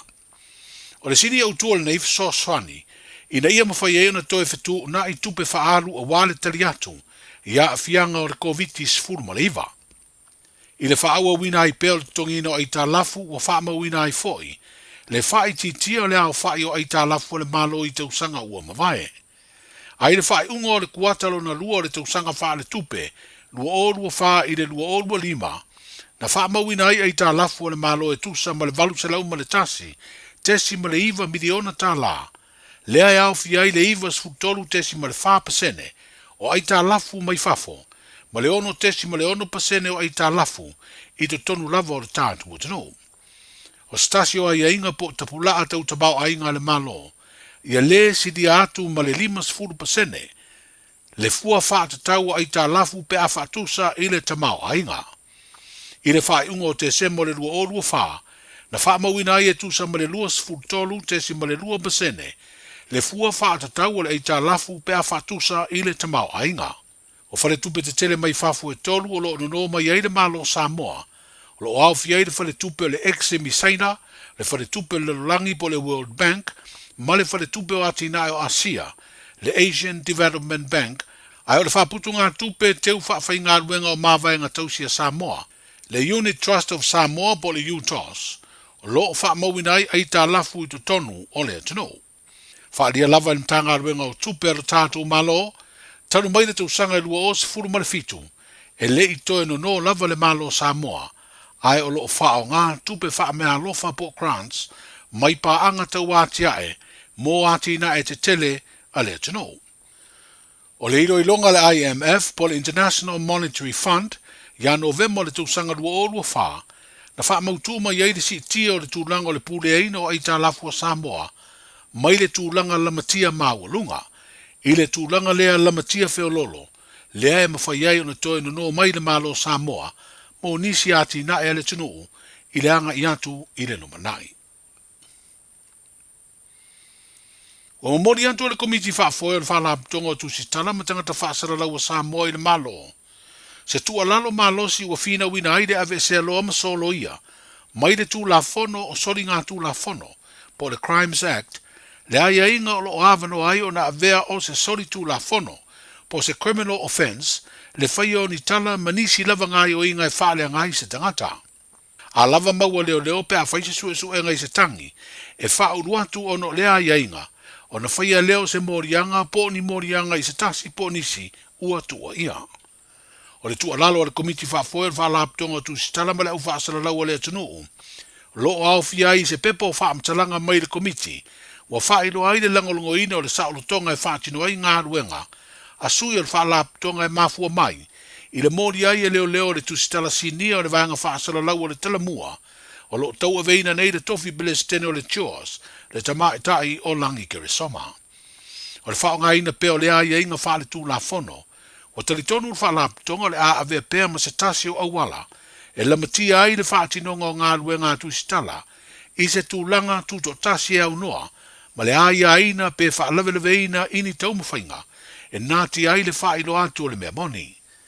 Mō le si le fia na ave esea masolo ia mua mua, le avaenga o le tūla fono o sori ngā tūla fono, i le tausanga e luafe sifuru ma le tolu. Pe tai o le tausanga e luafe sifuru fitu, na toe wha o ngā ma ave ai i le pāle mene, ma pāsi ai lea waia i ai nei, o le criminal defamation ai wale o le criminal libel, e peo na sai ai mua mua. O le mau o le malo i lea teimi, wala ngā te tau le toi whatu lai mai o lea ia inga tau sori ngā tū la fono, o na ua malosi ngā i o inga tau whaaleanga, i lunga o fisota inga whaona po nei na social media, e peo na furusia o tātou tangata, e whao ngā le apio fōringa po le Facebook. O le morianga o le tamaitai tu stala e mafua mai se tala na ia tu sia, ma whaasala lau le amatanga o le masina nei o me, leo lo whailo ai se ngā i o inga se tasi, sa avea ma leo leo na o ai lea o le malo, e sa ili se la avea i avea i tua se morianga leo leo, o lo mori ai. Wa whailo e langi o le aia te ena le morianga leo leo, pe atu la i lea solua sfurfa o le masina fau o uni. O leo watoi tusi au le malo e ala i se finangalo le kāpeneta, e whaaua upeo na avea ma whaululunga le tūlanga ofisa sili, o le mtanga aluenga o tupe le malo, le whaletua le fionga sa o le titi ma eva pifem, mo le isi tolu tausanga o lana kona kanate. O mati o le tausanga e luafe lua, no ulua i filifili ai lea tamaitai o le tunu, e avea mo ofisa sili o lea mtanga aluenga le malo, i le tuana i o ni tausanga sanga lue ai le ofisa o le whaletupe le rolangi lo tātu o tunu. O le ua wha iloa le Civil Society Support Program, i lana whasota inga i upenga ta wha ilangi, lo lātu wanganga o le fia ma le whanga e tia, ina ua toi whiriwhiria sao le titi e tau avea lea tofinga, ona o lona tūlanga o le teitei fono, o le komiti whaafoe o lea au nanga tū maoti. Wa whaali ai le Civil Society Support Program, o le toi whiriwhiria le malo o lea ofisa sili, o se ata manino o lona tūlai e langolango por kalame ma tau mawhainga uma, mo le manuia o au nanga tū maoti i lo tātu o tano. O sui o komiti o fono whaavai o tū malo e toru e au fiaisanga ngatasi, o vai mangalua i le motu o polu, ma whaasale le anga tolu i savai. O mawai nei le au wha inga e tolu sifuru tolu o i tū malo wha palota, ua wha mautu sei ni ngā lima ma le malo, mo le wha matu uina e o vai ngā tūpe le tūwhatufanga o le miliona lo na tolu. O le asalua le nei vai aso na wha mautu wai sei ni ngā lima ia i tū malo, e ala i sui o lato komiti o fono whaavai. O le tūwhatufanga mua e mawai le fitu se lau afe tā la, wa au fia ida vai ngā tūpe se lau ono sifuru afe, mo le wha tupeino ngā luenga o le ofisa tūtu tonu, wha pea alauni matotongi o le komiti ma le au whai ngā luenga. O le lima se lau wha sifuru afe tā lae wha o ngā i polo keti, ua wha mautu mo le manuia o tangata o ia i tū malo. E fitoa wha matu le vai ngā tūpe tau se lau afe ato ai le tasi le miliona, pe a mai a pasia li poti o le wha o ngā ina o se leni, ma le li poti o le sue ino tupe. O lo tutoe nei tū malo wha palo te sifuru male iwa, e le i seinia marienga mo le miliona lo na toru. A lumana iai le wha i unga o le masina fōua iuni, e mai ai le tausanga wha le tupe o lo wha ngā solo, le wā iai ai vai ngā tupe mo le tuwhatufanga, o le miliona lo na toru mo i tū malo wha palota, e lima sfutasi o le tātu tino. Talai o le nei aso, Sa lofa lava, o le siu fofonga le nei o Samoa, le Radio Samoa.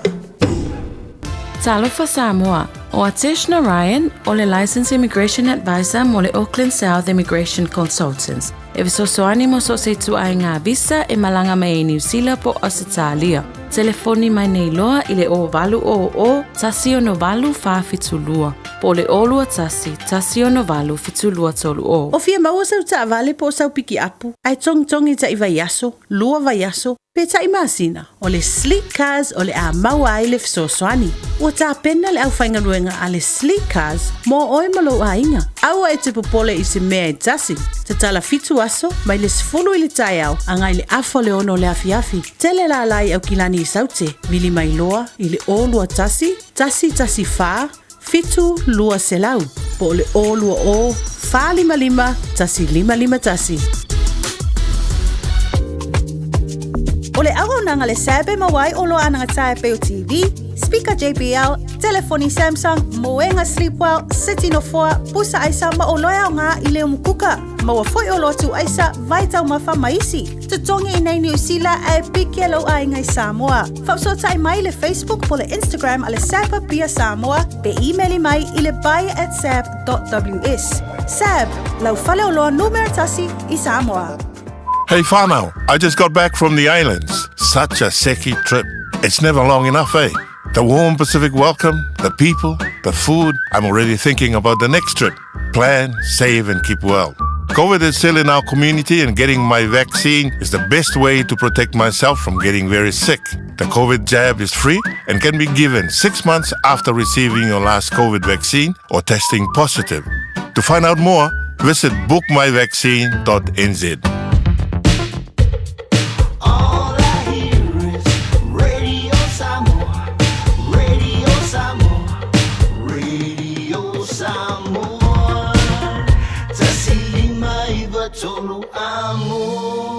Radio Samoa, kasilima ivokonu amo.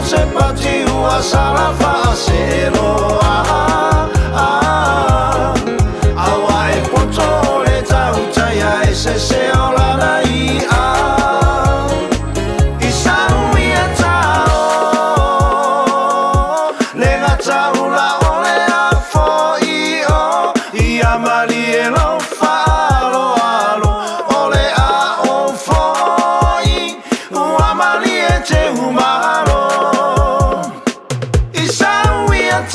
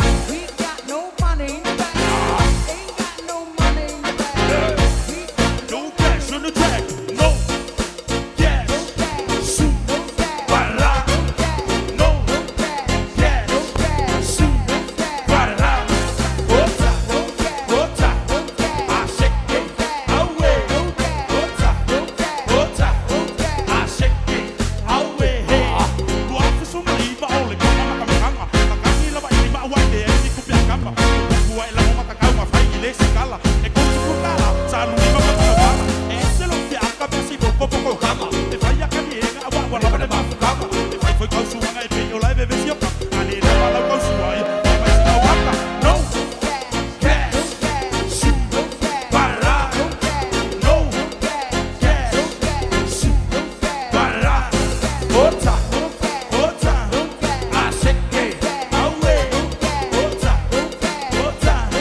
a seke awe iso su mai ko kongu pa kasi ni wa ko awala ile kusai fa pa ku mai le bo iki ino le base le beat for okay kamai ki no cash sa le fa asi ko le o fikala akama isi ke ni fa mo ba we go le au fo isi ino le ba sa la ya o ya ki ka bla ko lo ma su so lo ila le mala yo no cash su para no cash su para ota a shake away ota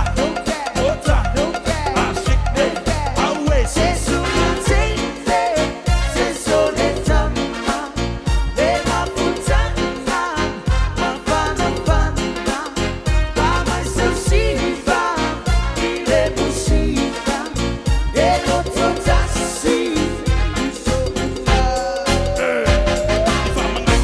si fa mangalo mai ka mai alo se ia so ua alo ilo lo ka ku ba ka lo mo fa mamuya ku mo pele ma pu ka na ka ko ma ku ko fa ki mo e ka ka na le se pa ili ya ku na ilo le ke ma ya o ma ko ma ge e fia la ma pa mo bua ai ka mo to le ai ka mai so cash su para no cash su para ota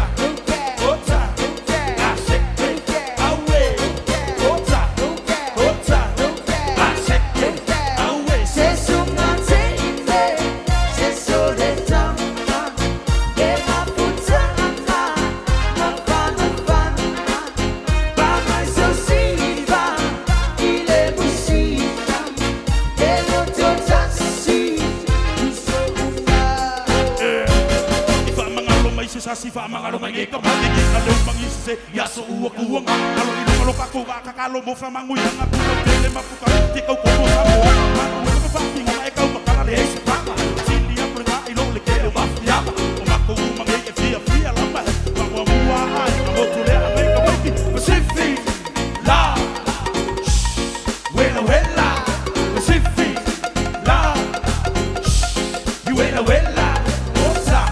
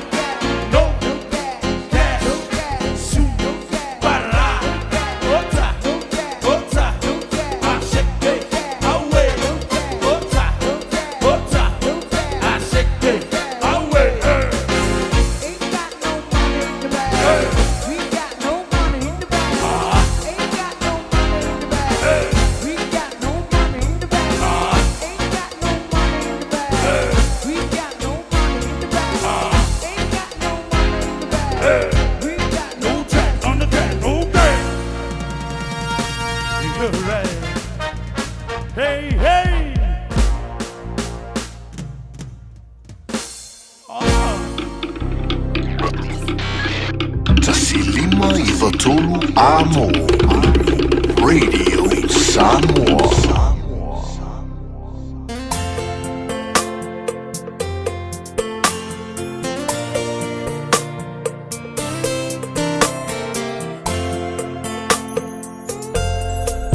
Le masina,